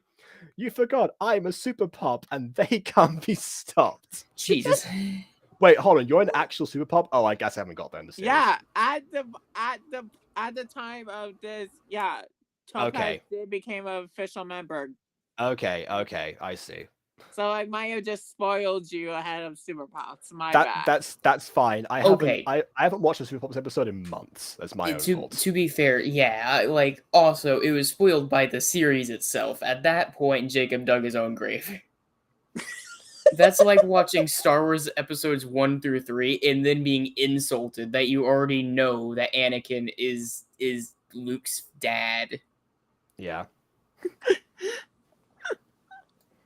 That is why there's a whole debate about, you know, what order to watch Star Wars in and stuff. Yeah, I've seen a lot of people really. I don't remember what it's called. But it's basically watch the episodes 4 and 5 and then treat episodes 1 through 3 like flashbacks. I guess. Which is a fun way to look at it, I guess. I saw Super Carlin Brothers say that too. Curses! She broke this spell. This isn't over, Topaz. We will come back for you. That was super easy, but an inconvenience. And also, can I just point out, the Super Pops at this point have been subjected to multiple spells in the past. They are not immune to them at all. I will also say, well, I don't know, maybe it's like the time that actually it's a pretty popular king. I don't know, it was one of the rulers of Rome who ended up just drinking a bunch of poison over the years and became completely I've heard immune. about this, yeah. So by the time that he got invaded, he tries to drink poison to so he wouldn't be like mutilated when the people arrived. He was perfectly fine, and so he actually died a gruesome death as a result. Yeah, there was no issues whatsoever because he was drinking like poison as a daily part of his meal.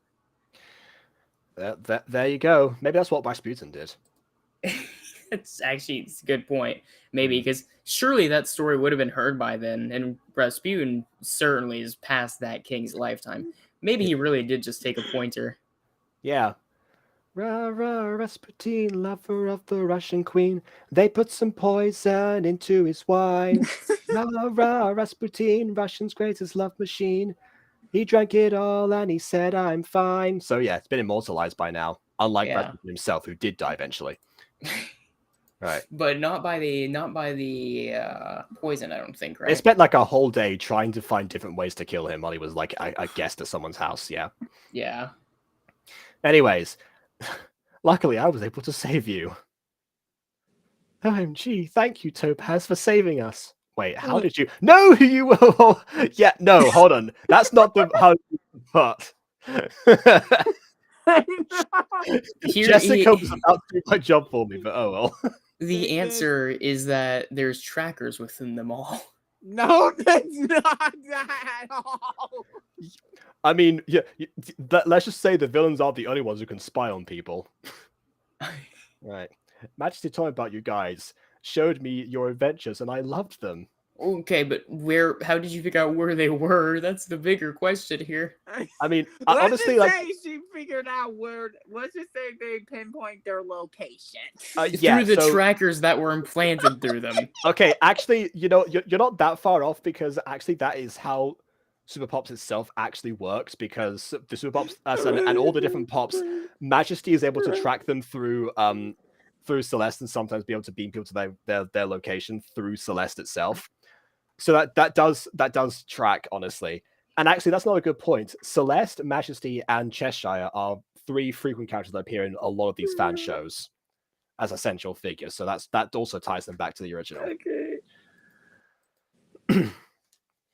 That's when I overheard the plan. Celeste teleported me to your location. You watch our adventures? That's so cool. You're literally okay. superheroes. Well, I mean, that's true, but at the same time, it's interesting because like it seems in this universe, like all the different pops are fans of each other simultaneously. The super pops themselves are obviously the ones like I think Toto TV has been name dropped at this point. I mean, I guess, but it's like the statement, you've seen our adventures. Well, yeah, you're probably in the news. It's kind of like, well, it's kind of like the same way that like certain YouTubers are like big fans of each other. I guess yeah, that's a good analogy. Yeah, okay, fair enough. It just happens to go like in all different directions. Although possibly out of universe, it might have been the case that was a bit of a wishful thing. It's like, I've been battered by a super pop, hooray, go me! But anyway, yeah. Thanks again, Kate and Neely, for the ideas. Yeah.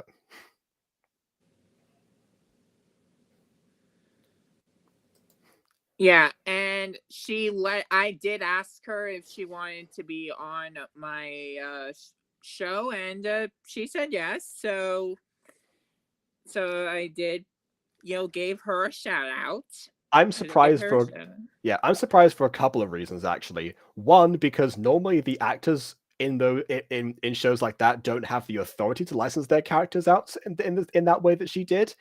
But also because I'm pretty sure in Jazz Pops, the Super Pops themselves did appear during that like mega huge crossover, just all of them at once. So clearly Eli did not take the same precaution that you did. I mean, just because Eli did it without their permission, I just wanted to be double safe. She was probably flattered that you asked in that case. I can imagine that. Oh yeah, you should. I just pinned the comment she left on that video. I just pinned it. So. Oh, hold on. She has a comment on this video. I can find. Oh yeah, she did. She did. Okay. Oh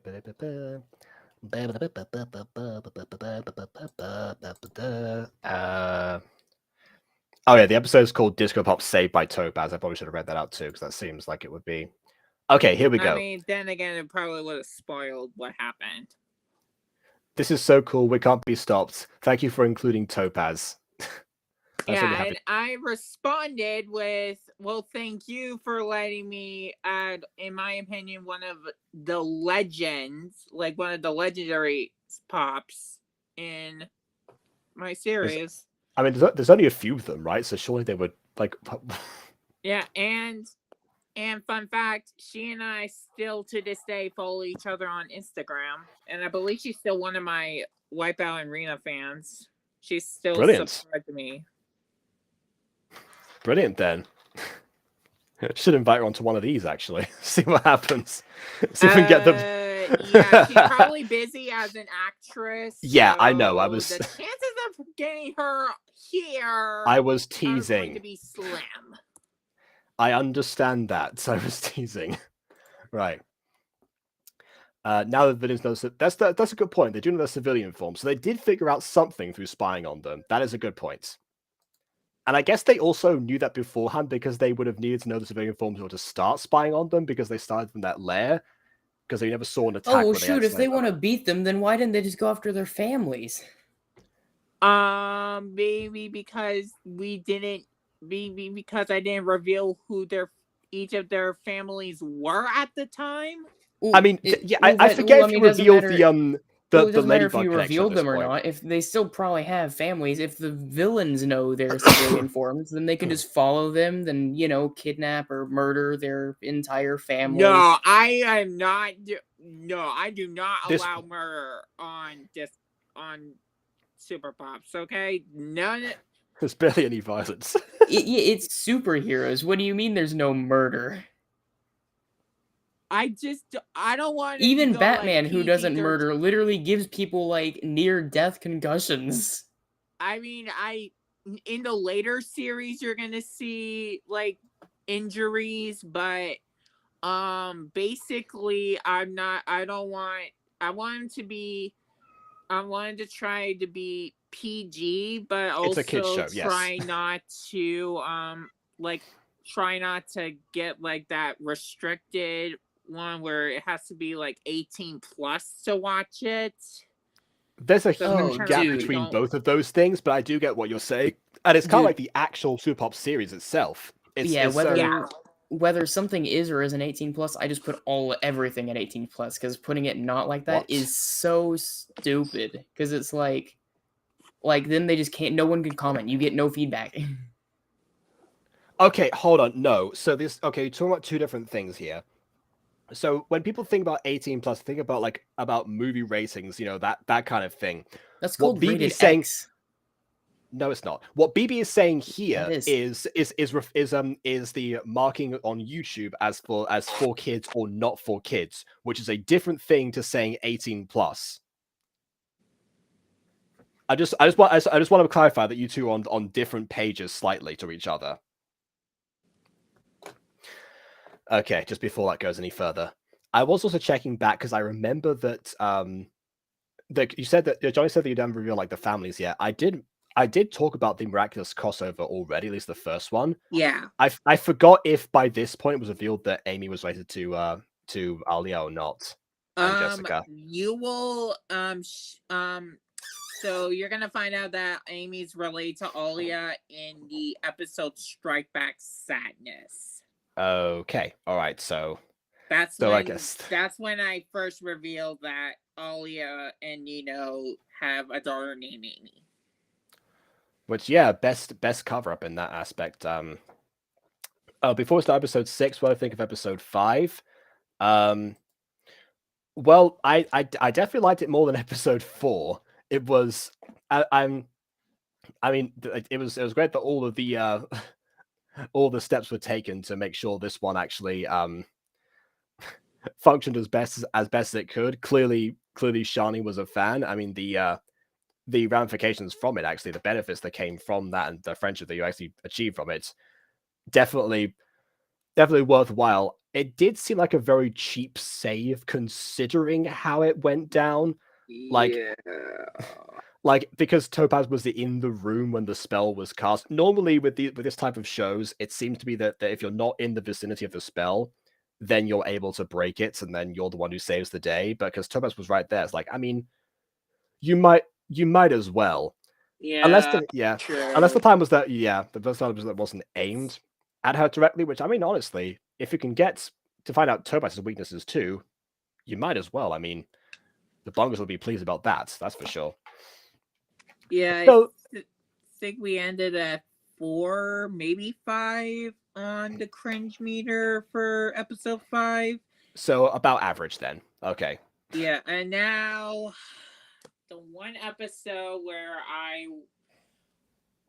I was in my mind just like was going to dread the day Jacob reviews this. Episode 6. AKA the one where and he left. Welcome to the BB stream, baby. Oh, he's back. Oh, dang it. I clicked the button and it actually just closed down. Like it actually crashed the page. So I think Restream doesn't want me to review this either. I was about to say the one episode where I have been dreading to review again, episode 6, aka the one where when Ryan and I were writing the script, he pretty much just took over. If anything, that probably gives you much more of a leeway to be much harsher, but I mean, okay. But actually, I mean, it feels to me like the equivalent of, to use the Star Wars analogy again, this feels like there's like your personal Star Wars holiday special. Yeah, pretty much. Yeah, because like that's the thing that George Lucas is like personally embarrassed of. Everything else can slide, but not this apparently. Yeah, you can find it on YouTube because Nothing Stays Dead Forever, but he tried purging as many home media copies of that as he could. Of course. Well, I mean, Alright, yeah. should we just get this over with? Absolutely. By the way, I appreciate the fact that I am a cataclysmic force of nature that is dreaded by certain people as well in gacha circles. Not that was the intention, but I mean, fair enough. All right, here we go. Welcome to the dance party. Hey, Wipeout fans. Welcome back to Disco Pops. Ryan came up with the idea for the episode and also wrote apparently the entire script. Yeah, I'm just gonna quickly go into most of these episodes don't have descriptions other than, like and subscribe, thanks for enjoying the Disco Pops, etc., etc. This one says, again, try to understand that I didn't intend to have most of the episode have Ryan. It's just how he wrote about it in Roblox. Yeah. Which I love the idea of Roblox being used as the medium of communication for a script. But okay, let's see. And let me know what you want me to have in the comments below. Same name, blah, blah, blah, on with the episode. And Okay. yes, before you ask, I played as a clothing store owner. Well, there you go. Yeah, see, we've got have some self-insert sometimes. Hey, I'm looking for the suits. I'm going to a dance party. Oh, we're talking about outfits. Yes. Certainly. Yeah, no, They're not over there. not the business suits. I know what you meant, yeah. Okay, thanks. Yeah, hey, where's the FBI at? I love that. Oh, by the way, hey, they're over there. Okay, thanks. Goes behind a completely different direction. Yeah. Oh, there it is. Good to know. Oh, I was looking just for this. That will By be $10.50. Have fun dance party. That is amazingly cheap for a It's suit. also I know. this is also not the way you're. Hey, this will be 10. He delivered the amount, right? He said the amount and then said, "Have a good day." No, I think you missed the part where he gets paid. Yeah, I did. I think he just got. I think you missed the part where he picks the suit out from the back, brings it to the front or to a counter or something, pays Yeah. the money. There's a lot of stuff. It's like this is like a drug deal.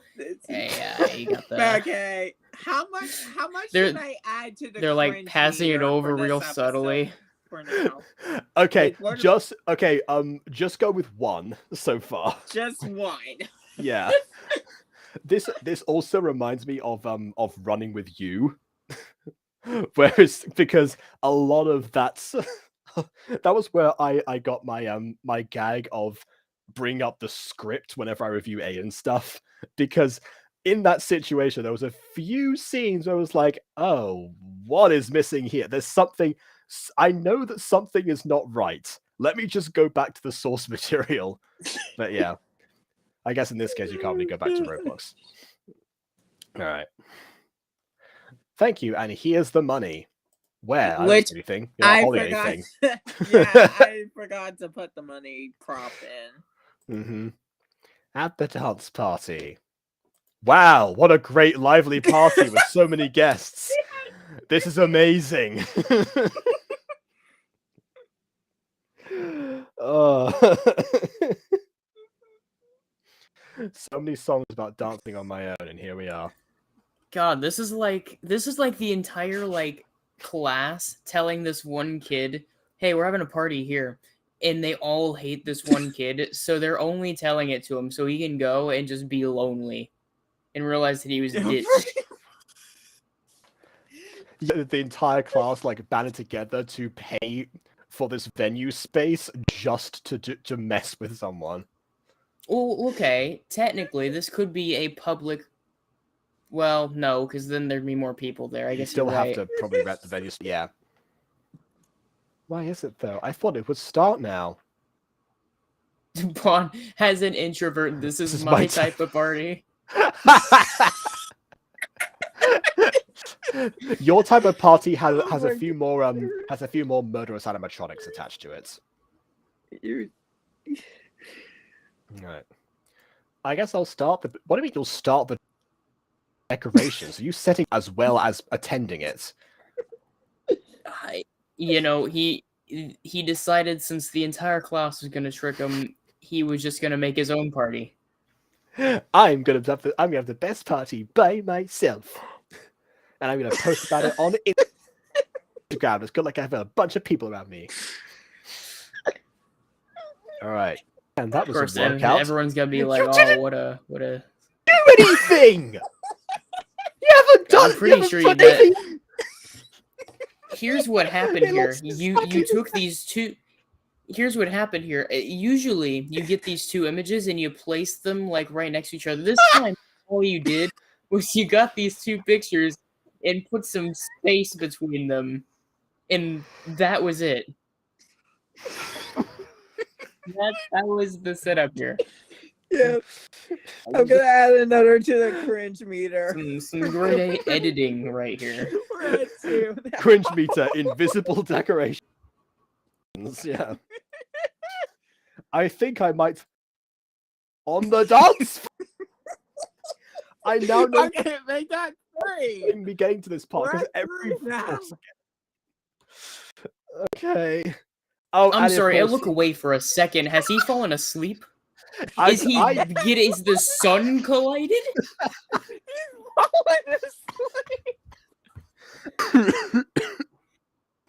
Is the sun? Did he fall asleep and the sun decided to become small and did I'm he actually dying. insult Apollo or something? That was the Terrazite teleportation. Did he anger Apollo? Is this like the raven that Apollo turned black? Quoth the raven. Fireball. Right. Oh no. Is he gazing? Dude, and then he gets sent to the underworld. Yes, for the second time. That did happen in episode 4. Hello, Ryan. Hello, Ryan. We meet. And here's Persephone. Well, close enough. Time's there, but getting. Oh, many other How people did you have find him so died. quickly? No time in between, Matt. Like, you'd have to get someone to like call over, and then have them attend, and then like nothing. Okay. Would they? Yeah. Man, there's a lot of casualties in this one. Okay, so another cringe. either We're they- at either- 4. Either they were all these two stood completely still in pure. They considered the magic snail or something to do that, and then. Oh no, the magic conch shell. Sorry, and then here we are. After that, because it was so boring that it just got cut. Again, and it Ada's again. Any moments of silence and early Aiden and stuff just immediately removed. Anyway, we're getting Ryan back. No. How May I did you eat two food? even know that I took Ryan? Like, and I'm pretty sure you're thinking the same thing at this point. I'm pretty sure you're thinking the same thing at this point. Like, how did I quickly? How not did you- realize it took Ryan? I love seeing Jacob's icon freeze sometimes because every time it freezes, whatever he says next or how long it stays in the same frame really just sells it every time. He went from looking like he was having a blast and just laughing to now it looks like his soul has left him and all he can do is smile through the pain.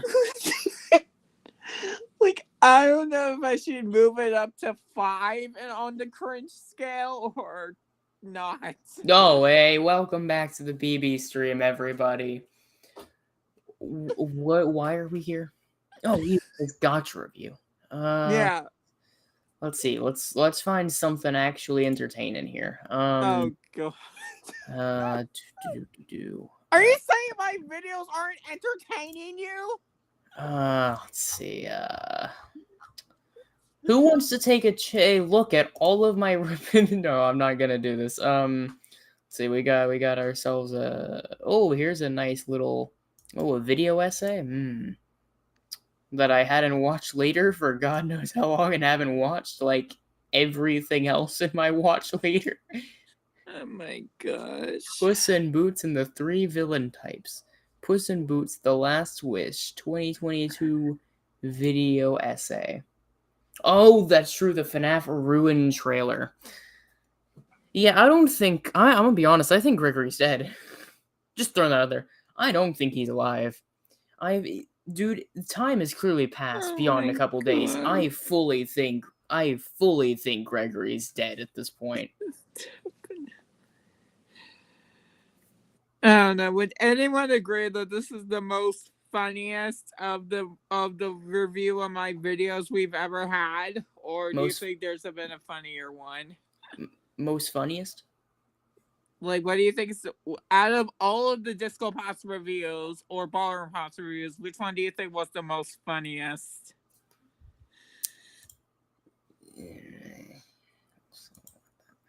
I don't know.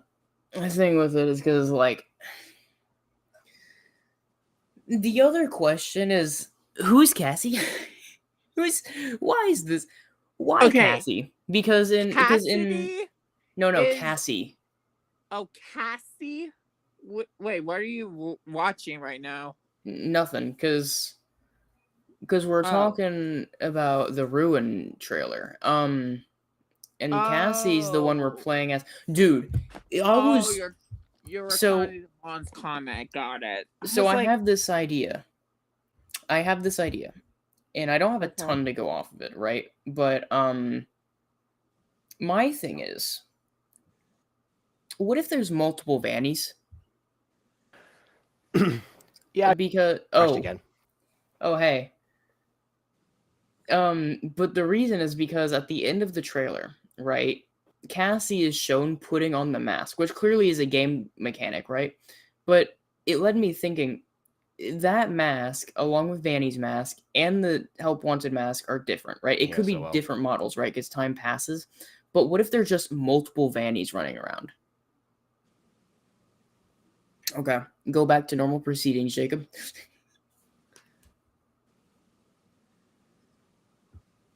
He's crashing again. He's frozen. Oh, gosh. Oh, no, we can hear him. He is frozen, though. I mean, he still wasn't moving, but hey, I heard him. CPU just was apparently overwhelmed by some. He was overwhelmed by my amazing aura, tell you what. I mean, it was overwhelmed. It was overwhelmed by the idea that Soul tracked someone immediately, like with the nanosecond that disappeared. That was what overwhelmed. Like, I'm just ready to get this episode done and over with. Yeah, I'm trying. Although at least okay, we have other guests. Yes, that's going to save me. Now let's party. Oh, fine. Thank you for watching. Yeah, I did put a disclaimer. Wait, why were we dreading this one? There was nothing to watch. It was because that went by in like a blink of an eye. I felt like I focused it too much on Ryan, and it was just like, oh my gosh. When Jacob reviews this, he's probably gonna say it was too heavy on Ryan and not enough on the pops. I don't think it was heavy on anything. Period. Including the plot. Did you tell Ryan himself that he was focusing himself and needed to be done with the plot? I think I did. I think I was just too worried to tell. I think I was too scared to tell him because I didn't want to upset the guy. Dude, oh my god. It's another. I feel like I have more and more of these per video. Another BB pet peeve rant here. If you're the director, we'll go back to talk about FNAF here in a moment, but I'm going to finish my thought first. If you're the director, if you're the creator, right? Yeah. Boo-hoo what anyone else thinks. No one cares. You're the one who's creating it. If it comes down to it, unless it says share a universe, then like you reserve the right to change stuff. Yes, sometimes you gotta hold your ground, not have your actors swear for some reason in the middle of a cinematography scene. Oh my god. Yeah, let's just get to episode 7. Hopefully, it's a lot less cringe. Hopefully, it actually has the length of an episode. All right, yeah. Okay, well, I think we've said that, and clearly my curiosity doesn't want me to reference that anymore.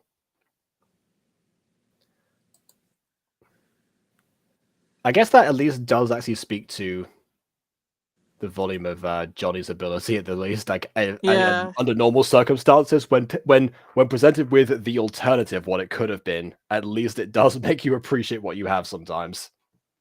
Yeah. Anyway, hey, Web Up fans, welcome back to Disco Pops. I know I said last week that this week would be the premiere of the Nice Pops. Yeah, I was planning on having the Nice Pops premiere on at the time of when this episode was released.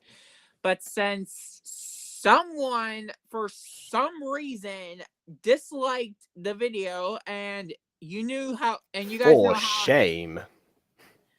I decided, you know what? Screw it. I'm gonna do the next Disco Pops episode, since clearly you guys, I know.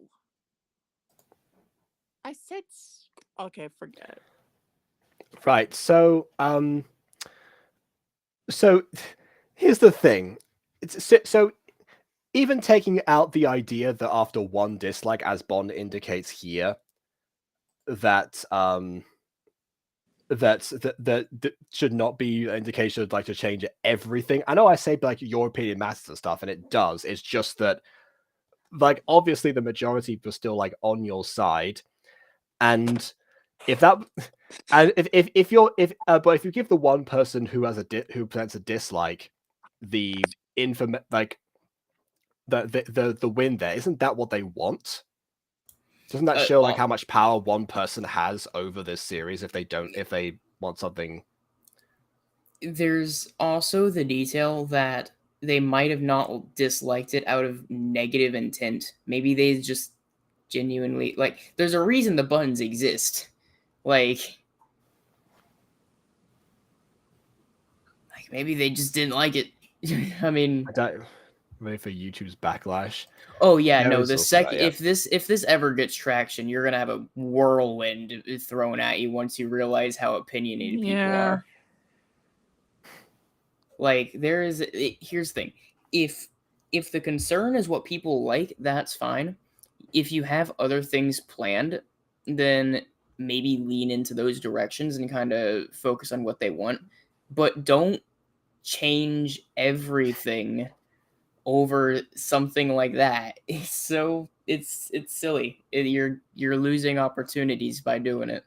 I know. I guess Nice Pops did end up coming out sometime after this, I'm guessing. Yeah, eventually I did release the first episode on the 30th of May, which is what the next screenshot was. That I was gonna release it on the May 30th. Okay, I've just closed all the tabs that I had, so I can't check to see what day this was posted. But something close enough, which actually I means that maybe next time I go back to the Eli and Johnny like duo of videos, maybe next time I can look at Nice Pops instead. See the difference there. Give Disco Pops more of a rest actually, because that's been a while. Okay, so the episode got just like I'm moving it to the May 30th. Yeah. And yeah, it might not have been the reason. Maybe it was too much on Ryan, like I said. I'm so. Oh wait, so it was episode 6 that got the dislike, not like the Nice Pops announcement or anything. Yeah, episode 6. So that changes everything actually. Because the statement one dislike was too much for a person is hilarious to me. Okay, but consider this: we just watched the episode and there was no mention of a teaser for Nice Pops in there, which means that the dislike was probably to do with like the actual content of the episode, which means that Johnny was like, "Oh, so it could be like that, is it? You don't like disco pops? Well, guess what? Here's more disco pops. And that I do respect, because that's the kind of response that I would give for dislike, just to spite the person who actually placed it there in the first place. I disagree. I think that if we don't know the context of the dislike, then we shouldn't assume that it's just out of hatred. That is true. It's the kind of thing that I would normally do after a comment, usually. But if I was concerned sure. with I mean, dislikes, if then someone's I mean, if someone's being actively malicious in the comment section, that's a whole other thing. But sometimes they might be disliking the video out of genuine reasons for disliking it. And if that's such a concern, then I would go and rewatch the video and maybe critique it yourself. See, like, okay, was this actually worth it or not? I just realized that's exactly what I did. I just remembered Jackson and Rico both heavily panned that, like, how many pops things I was reviewing on Gacha Review at one point, where it was like every other video almost. And so my response to that, of course, was double down. Just keep making more pops and never get to the giant stuff that they wanted. Because if they're going to be rude about it, then I'm not going to give them what they want.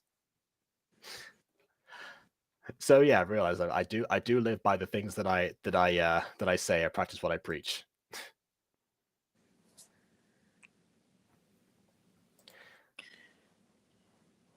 And why does it give episode 6 ending? I mean, from what I saw, I didn't. It just said it was just Johnny's announcement again, wasn't it? Was there something else that I was supposed to see there? Hang on, let me go back to that episode to see. You popped in, you didn't put it back on the screen, but then you're like, oh, I guess that was the end. So we're like, oh, well, we didn't miss much anyways. All right. Oh no, it was like it was on the screen for a bit. I saw it, but basically there was like one extra thing where Ryan was surrounded by the disco pops in the dance venue, and that's like, oh, thank you for saving me. Let's party. That was it. So I said thank you for watching, Wipeout fans. And then I apologized for not having a lot of pop action, because that's just how Ryan wrote it. Then I said like and subscribe, and then I did promote that next week I was gonna release the first episode of Nice Pops. Oh, so you did tease it. Okay, I see. Yeah, I did tease it. Actually, it's less likely to be about that, because most people don't watch to the end of YouTube videos, so it could have been. Yeah, it could have been. I focused too much on Ryan, which I blame the script making. Blame Ryan. Right. Okay. So most episodes of the future. Hashtag blame Ryan. Okay. Yeah. Wow. I'm not saying it was Ryan's fault completely.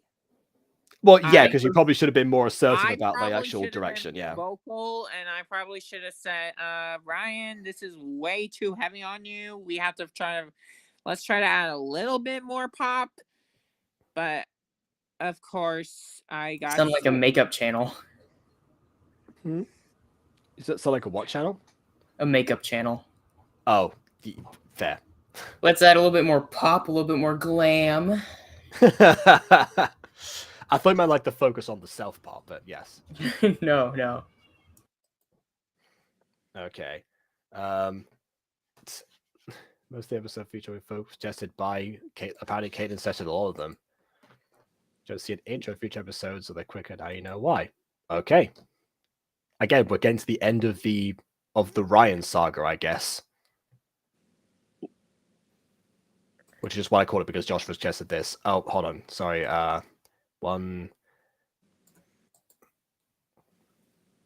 Yeah, well, I was saying we're talking about the episode. Yeah. All right. What do you guys want to do? We're back in this format. What do you want to do? Let's go to the beach and have a luau. I think I'm saying that correctly. I don't actually know. Yeah, luau. This episode was called Beach Luau with the Pops, I think. That is how you say it, and I found that out through Mickey Mouse. Okay. As one would. Disney can be educational. Yep. Mickey went and did a luau with all his best friends from the clubhouse. Fair enough. Great idea, Jessica. I'm kidding. I'm not doing that voice for her. How do we get out those disco pops? Oh my god. Better question. Oh, sorry.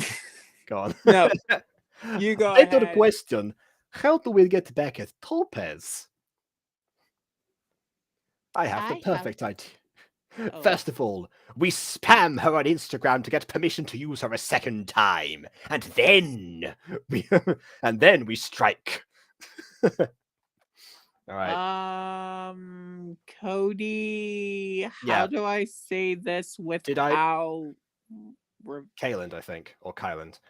Got one question. Did you graduate high school already? Yes. Maybe. Why are you asking? Yeah, also who are you asking? Because it's, I mean, I'm guessing that was for me because my channel, but it could have been for any of the people here. A luau, Josh, is like a Hawaiian celebration. Like it's a Hawaiian party. Right. You know, with the hula skirts and that stuff.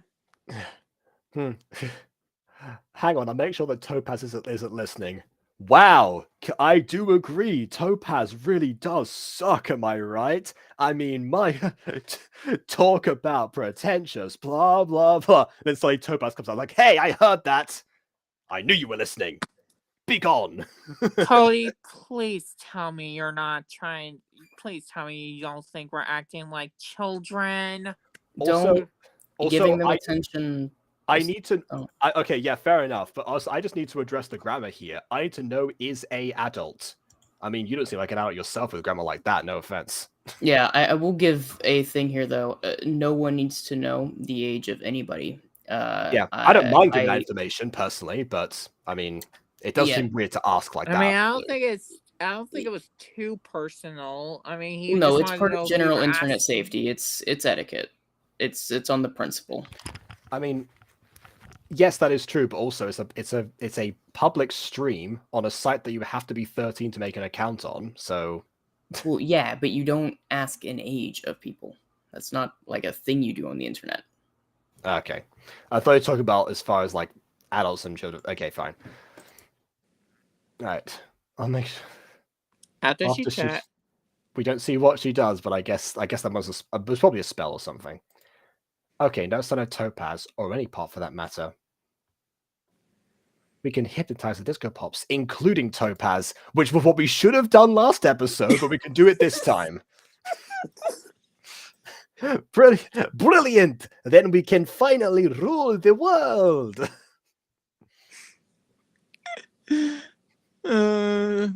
Yes, great idea. We can rule the world forever. Oh my gosh, that's right. I just realized, yeah, that is the guy from Twitch. Yeah, I forgot. All right. Great, we can rule the world forever. Oh, I was thinking of ruling the world for 30 minutes, but forever sounds better. Wait, we're forgetting something. And that is? We need to deactivate Celeste, or Celeste will tell Majesty, then Majesty will tell the Pops, who we have just hypnotized at this point, so they would already know, but okay. I guess that meant other Pops. Wait, what did happen to Bond's messages? BB, did you ban the wrong person?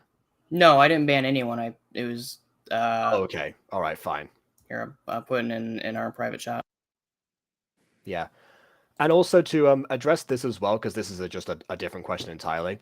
The Gacha shipper actually, well, this is what I've heard anyway. So I think it was Rico who mentioned this to me. The Gacha shipper asked Rico to ask me not to react to any more videos on her channel, so I stopped doing those. So yeah, My Tiny Human not happening anymore, unfortunately. All right. Then that will ruin our plan. Well, it's a good thing I can deactivate her. Then what are you waiting for? Deactivate. Not from here, obviously. You have to be like, it's not that easy. I can just go, okay, bowdy boobity deactivated. Like, really? Yeah, same channel, same issue. What's wait, what does this stand for? The Bad Girls All Boy. Oh, okay. Okay. Oh, okay, she actually does do it from that. Wow, that was okay. So in Super Pop, Celeste does get possessed or deactivated a couple of times, but normally people have to teleport onto Celeste itself to make that deactivation. They can't just do it remotely whenever they want. That is a lot of power to be given right there.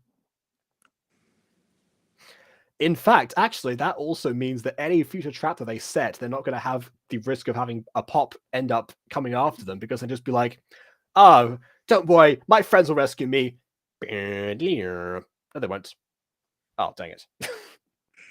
Right. I can answer this, though. From what I did see, I liked My Tiny Human a lot more than The Bagger's Little Boy. Then again, The Bagger's Little Boy was just, atrocious in every sense, so it's not really saying that much. So My Tiny Human was a breath of fresh air by comparison. Right. Now let's get... Oh, hold on. Let's go to the... Hold on. Okay. Now let's go to the beach and wait for Topaz and the disco pops. Let's go to the beach. Beach, time to get away.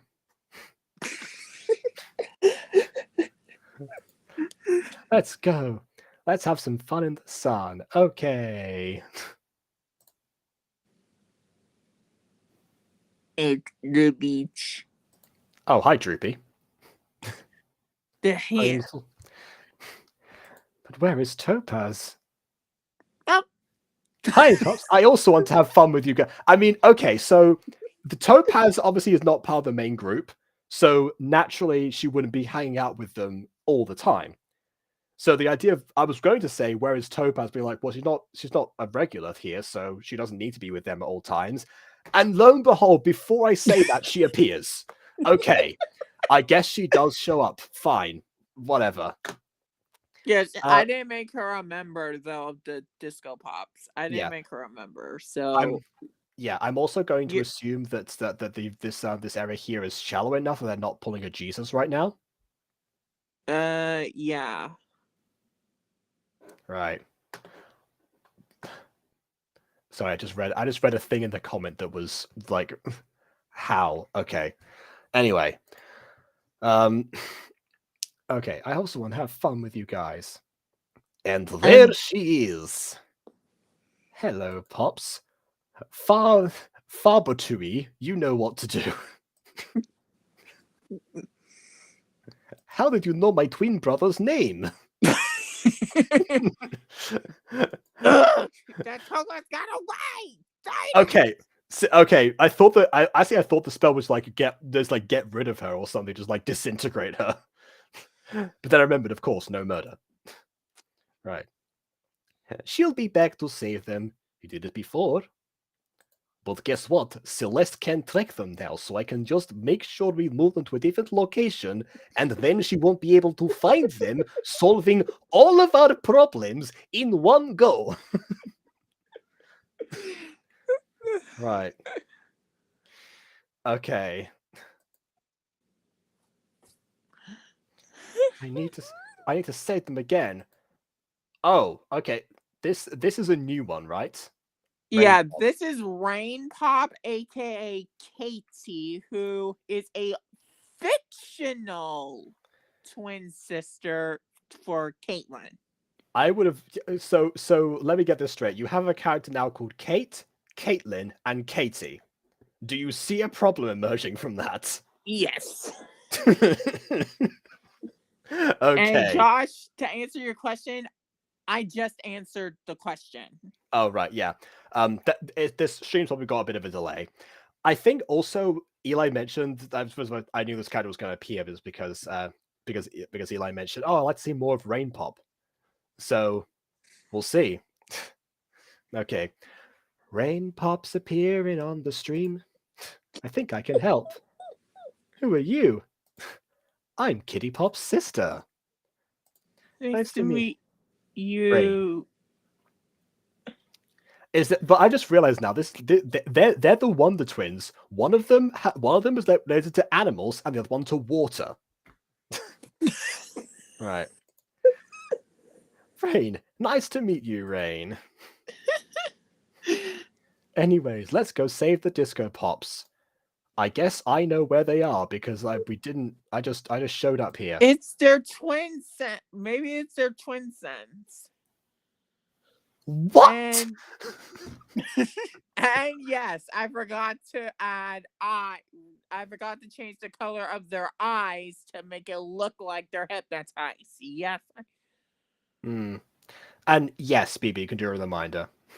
Yeah, so remember, guys, just rules tend to be pretty lax here. Just, try not to swear too much. They're usually the general system that I go with, and this is why I'm usually lurking, because I'm the main mod here. Usually goes around 3, just general message elites, just that's it. And then afterwards a timeout, but even that is like, it should be good enough warning. Obviously don't evade punishment, that just increases it. That's about it. Just PSA there. All right. Okay. What? Oh, what are your commands? Okay, so they're hypnotized now. What are your commands? Yeah, what are they? Enthusiastically hypnotized. Transform, and when Topaz shows up, take her down. Here's an idea. How about the 3 villains team up on her? Jeez. Remember what happened the last time they took her down? No, I don't, because she performed one spell and that was it. She undid what they did and they teleported away. Disco Pops, let's get groovy.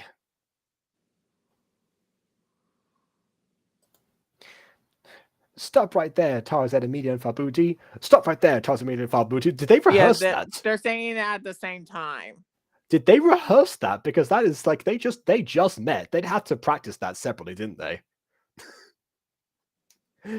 Oh yeah. Like, okay, right. We say that for 3, 2, 1. Stop right there, Tara said, Emilia and Fabuti.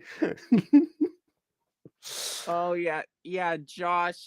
I agree with Josh. Thank God I did not put Jen in this. Hey, at this rate, Jen could be the savior in this case. Oh, that would have been a good idea.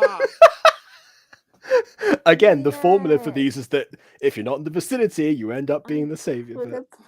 Why did I not put Jen with Topaz and Rain? Why did I not put Snap in there?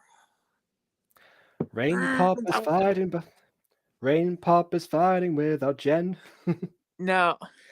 I wish I came up with that idea way back when. Okay, hindsight is a pain. Rain Pop is fighting on her own. She is fighting.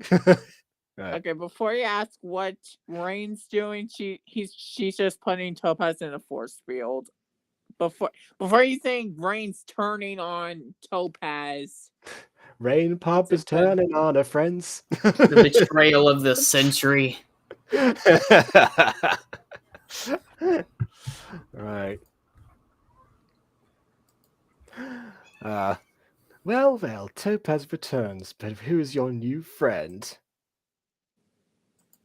There's one thing I know. To beat you is my duty, you and Fabuti. It won't be until I have beat you 3 so truly. Right. No matter, we can take them both on. You probably could, honestly. Well, try to hurt me then. Really? Okay. That did not hurt. Mostly because you didn't fire anything. That was just a beam. Oh, okay, hold on. So every time that they summon the energy, okay. I just remembered that's made it on through external effects sometimes. So whenever they summon an energy ball, is that meant to imply they like supposed to launch that? Is that why they keep doing that attack every time? Yeah, I think so. Also, Josh, to answer your question, Rain Pop is from the Nice Pops, the same group as Kitty. Yeah. Okay. All right.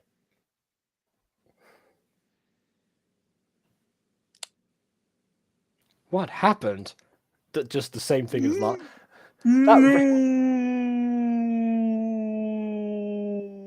Did you just realize that?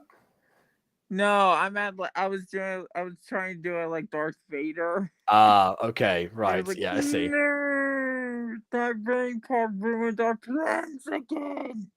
Rain Pop's like, I just met you. Sis, what happened? You were under a spell. Hang and on, also hang on. Did you just say sis? Yeah, if they're sisters, why is one of them vastly more powerful than the other one is? Yes, because she's my sis. I don't care if whether or not you're related to her, but you will pay for this new pop. Oh my god. Well, I'm more powerful than you think, so how powerful are you? Like, if this is only a taste of your power, are you pulling a freezer on us? Is this not your final form? Oh, My God. god. Right, okay, then face the consequences. Gee, how did you do that? Stupefy. I go to a training place called Training for Pops Only. Don't question it. What? Okay, so I'm sorry, it's in my head now. I have to ask. Does Majesty not offer this to every single pop group? Does she just like leave them on their own while she's able to offer them training? I don't know, honestly. And also that name, Training for Pops Only. Like, I know it's stupid. I know it's a stupid name. like, I don't know, at least the Avalonian School of Combat or something like that. I don't know. Right. Also, Josh, to answer your question if they've met before, I'm going to check Nice Pops right now. Okay, wait. I think what the plan was here, that was a joke from me. Because what he meant by foiling our plans again was the fact that their plans have been foiled again thanks to a pop, rather than that pop being the one doing it. It's the one of those weird things where like the sentence can mean different things. Yeah. Right. And also just to address the thing in the chat, it's a different spelling, KW. That's not that. The holding back water thing is no, without, that was my own example. It's a fine enough misspelling. I think you can generally tell the difference. Right. Okay.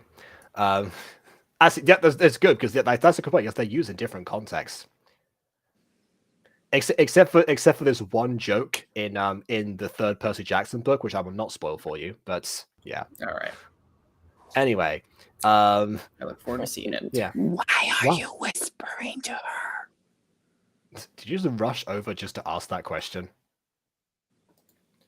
Just in case Siphony comes back and hears me. Siphony has been absent since like episode 1. She's done like what? Okay. Oh, I guess maybe Rain Pops. Sorry, not Rain Pops. Good grief. The song is in my head now. Okay, so what was I? Okay, so I can't speak anymore. Nice Pops.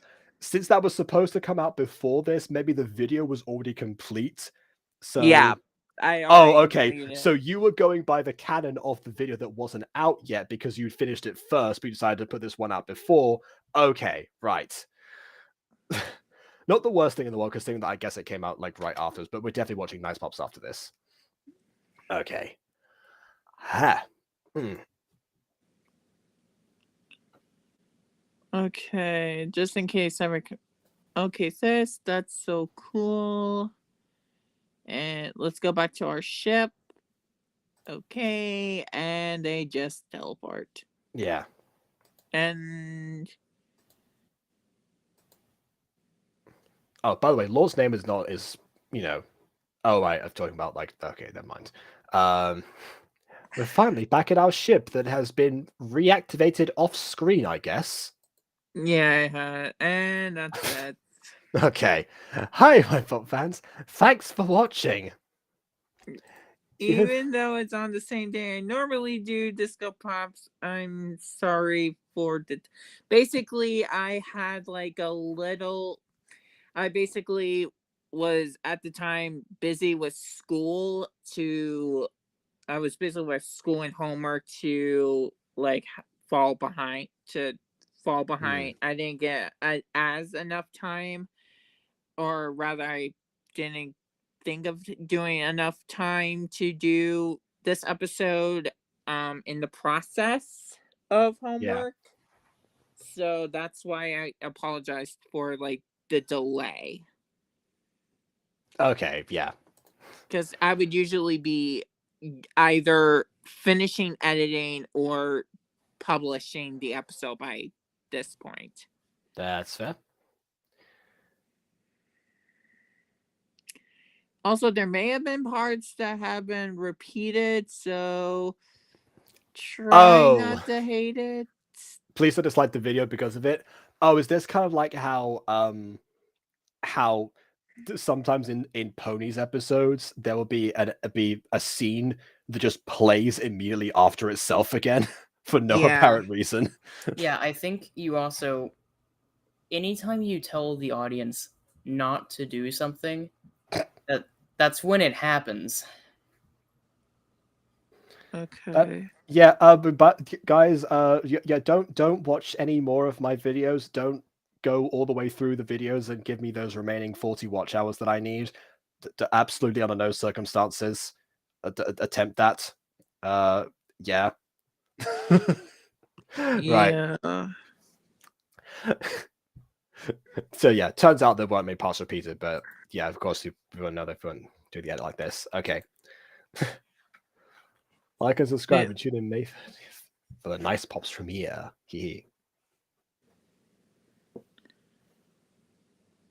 And I believe I end with goodbye and big balls.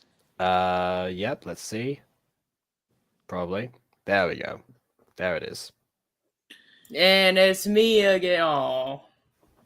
I was on it this time. Okay. I thought look, it's a good example. It's the example that people will understand on the video. I get a lot of flack for using references people won't get. This one they understand. That's fair. That was fair. Yeah. No, I don't know. I still don't. Is the editing software that like restrictive? Like, Jacob, have you ever used their editing software? Because I genuinely find it very hard to believe that there was no way to cut that out. I definitely this feels like a mobile video, so I've never edited a gacha video on mobile to this day. Yeah, it's mobile. Okay. Sure, but how restrictive is that? Is it actually that restrictive, or is it like a knowledge thing? I say like the longer the episode is on, like the final product is, the more photos it takes, which means the more storage it will take. No, yeah, but no, she's asking about like the features of the software itself, not the storage drain it would take. The restricted feature. Yeah, there are like certain. I don't think so, but I could be wrong. I don't know. Oh, okay. Oh, do you use a different thing nowadays? Like, okay, so when you get to the Paris adventure one, when you react to that one, you're gonna notice that only the channel intro is gonna have music, while everything else is gonna be silent, like we are at now. And that's because I'm using Power Director and not KindMaster. I see. And Power Director, that also sounds like ponies, to have premium in order to use the music. Wait, use Movie Maker on PC? Wait, they still have Movie Maker on PC? Really? Well, okay. How old is the PC? That's the question. Is it like a modern PC? I have an iPhone 8. No, I think this is that. That was for KW. Oh. Because I mean, yeah, like I used to use Moon Maker, but I thought he discontinued it ages ago. Because that was the thing that like almost everyone used like at the start. To be It's fair, now a different version. to be fair, Whoa, it might still okay. yeah, I will also say it might exist under a different name. They tend to do that quite a bit. And I guess. And Josh, to answer your question, why Symphony wasn't with Tarzan or basically any of the villains, it's simple. I maybe forgot. I don't know. I knew you were gonna go there. I didn't get permission from the actress this time who played Symphony. Yeah, I don't know. I think. Yeah. So that answers that question. Interesting. Yeah, I've gone back and forth on the idea of doing a series where I just I just I attempt to I try out different editing softwares for Gacha, just being like, you know what, I'm gonna immerse myself in this, editing a video with blah blah blah, and then do a whole series like that. It does occur to me right now that I thought I'd have to like do a whole different like one-shot story for that. I realized I just take a scene of something else and try to either recreate it or have a different prompt or something. Oh, that's it. I could have a prompt. Yeah, on the community tab, I could do that. If I do that new show, then I'll ask for prompts about a short scene to do. What's my pros and cons for episode 7?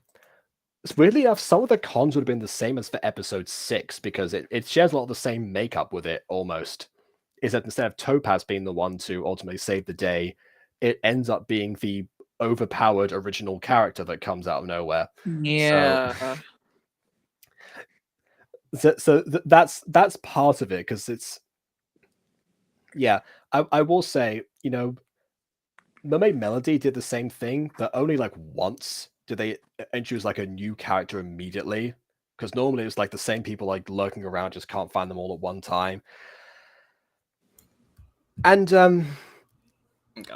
I guess now I can sort of see that the energy balls what they were supposed to be, because I've seen that like appear a few times.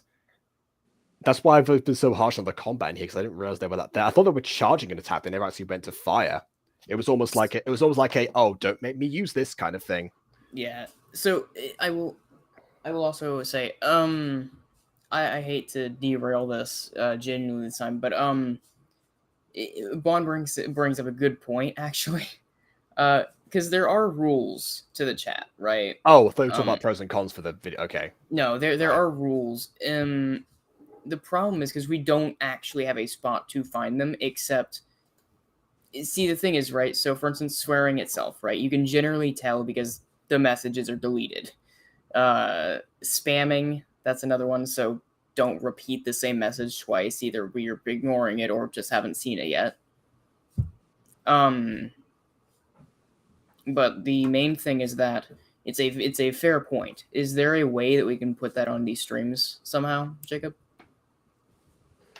I can copy and paste that into descriptions from this point onwards. Okay, let's try that. Yeah. Yeah. Because that is a good point. Yeah. Yeah. Although you are right, part of it does come down to intuition. Because I mean, if you realize like the branding of like how these streams tend to work. No, it does, but seeing this, someone was still confused. So I think just to be better safe than sorry, maybe we take an extra precaution there. All right, fine. So I have no. Okay, I see then. Yeah. So about that question you asked, Bond, there's your answer now. It's in the description every future stream. Yeah.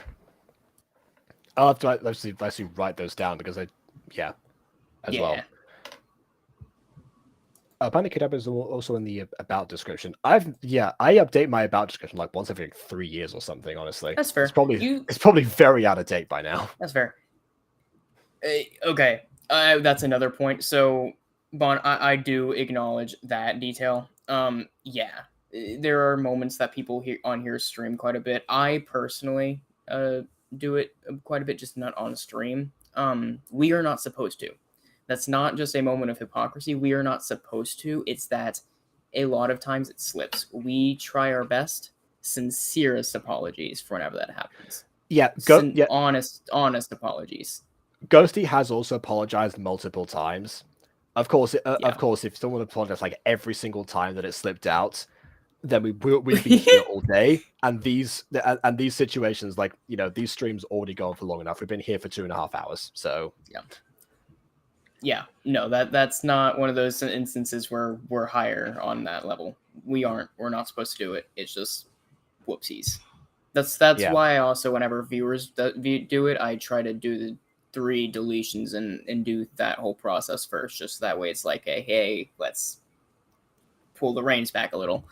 I think Athmal did also have a similar rule to that, or a similar mentality at least. Yeah, I just saw once during a live stream, I was laughing. I honestly, you didn't strike me as the type of person who swears in real life anyway. Just because also I haven't heard you swear when we talked off camera. Like, so, I mean, either way, I guess it would catch you off guard if it happened. The same live stream where you bumped your knee on the table. Oh God, yeah. I'd probably swear in that one too. Not on purpose. It'd be instant. It'd be instinctual. I'd be in too much pain. Yeah, I've been asked that a couple of times as well. It's like, oh, you know, if you stub your toe, then what are you going to exclaim? Not good things. I mean, I would just probably like scream or something like that. Or it's like the times that I've stubbed my toe, I've either gone like, or like that, or I've done the expression like the mouth, but like no sound comes out, just like that. That's honestly my actual reaction. So for me, I tend to not scream. I tend to do a very similar thing to the latter there, where I just kind of like quietly suffer, and then I start to get my sanity back, but it's still not healed. So that's whenever I start letting the tongue loose a little. Right, I see. Yeah, you pull a Homer Simpson. It's like, Marge, cover the kids' ears.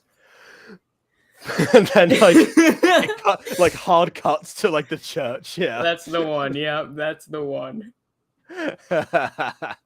Of course. There's actually an interview with Miley Cyrus where someone did ask about that. It was one of those times where, like, it was used in contrast because when she went through her rebellious phase. But before that, there was that archive footage where someone was like, "Do you ever swear?" Just like, no, not really. Like, you know, like classic, like innocent young Miley Cyrus situation. What do you do when you stub your toe? What do you say? Ow, like that. No one says ow. I refuse to believe it. No one outside of cartoons says ow. Exactly. And then obviously, like, you know, hard cut to her with like the shaved haircut and everything. Like probably fresh off the Wrecking Ball set. That was a weird phase. Yeah. Okay. You just inhale sharply, then quietly suffer. Oh, okay, yeah.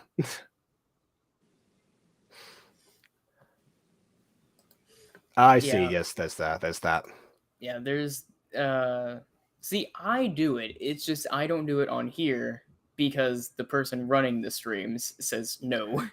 Yeah, I just don't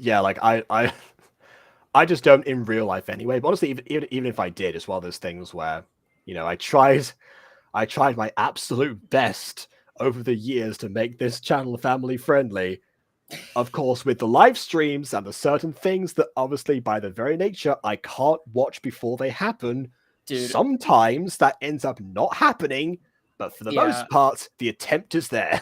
Yeah, one of my favorite anecdotes with that and Jacob is the time where he said how coincidentally he dropped the F-bomb on one occasion and almost immediately got incredibly ill for like a week. That wasn't on camera. That was at school. And yes, that did actually happen. The year was 2016. I remembered like it was yesterday. Yeah. So, like, honestly, that was... that whole week, I was honest. I was probably like way more silent than I normally was in general. Like, I knew it wasn't going to happen again. I just didn't want to speak in general. And on So, that note, I'm just gonna leave. Bye. oh, okay, fine. Oh, That okay. was See what ya. what a great conclusion to this video. I mean, I guess we did talk about the cons. I didn't say any pros in this. I'd say yet. okay. I will say not a great conclusion for this specific review. I would say it's a pretty good conclusion that we did evolve our stream in a sense because of the incident of this one.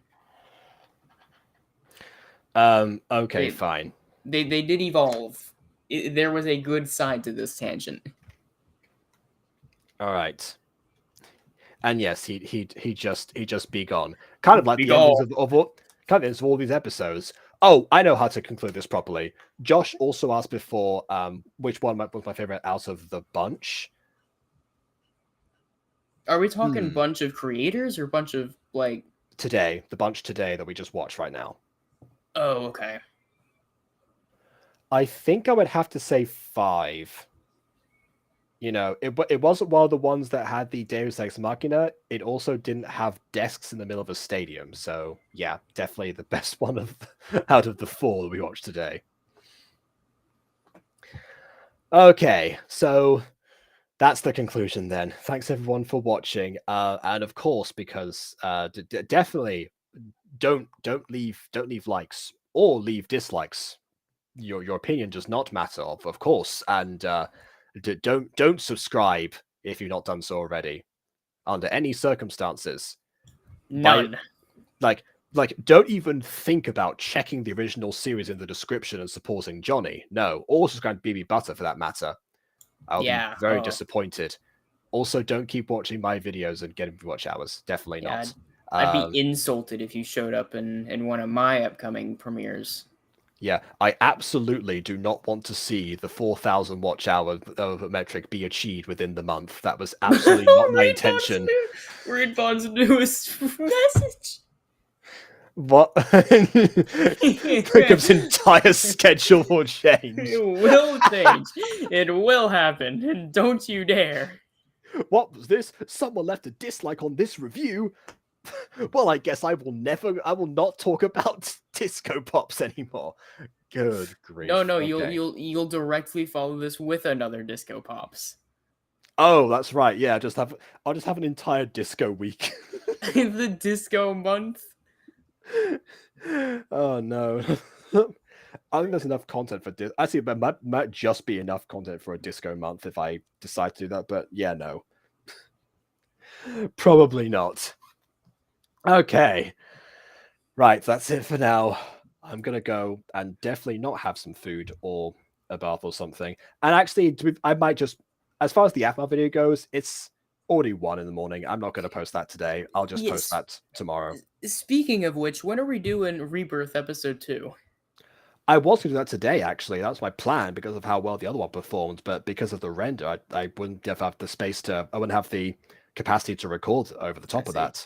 Yeah, because I've been looking forward to those. I was waiting to see when you would ping me next. I'll try tomorrow. We'll see. All right. Yeah, I mean, okay. Tomorrow's a Saturday, so I don't think anyone's like at school or anything. That's a pretty free day for the people that would be there. I thought today was Saturday. No, today is Saturday, but tomorrow's Sunday. Did I say Saturday? Yes. My mistake. I meant Sunday. Yeah, have you finished doing all the 4 days? Oh, I've yet to watch a couple of those. I think I got to your episode 4, season 2. Okay, well, I definitely need to reach that point. He might try to do it slowly.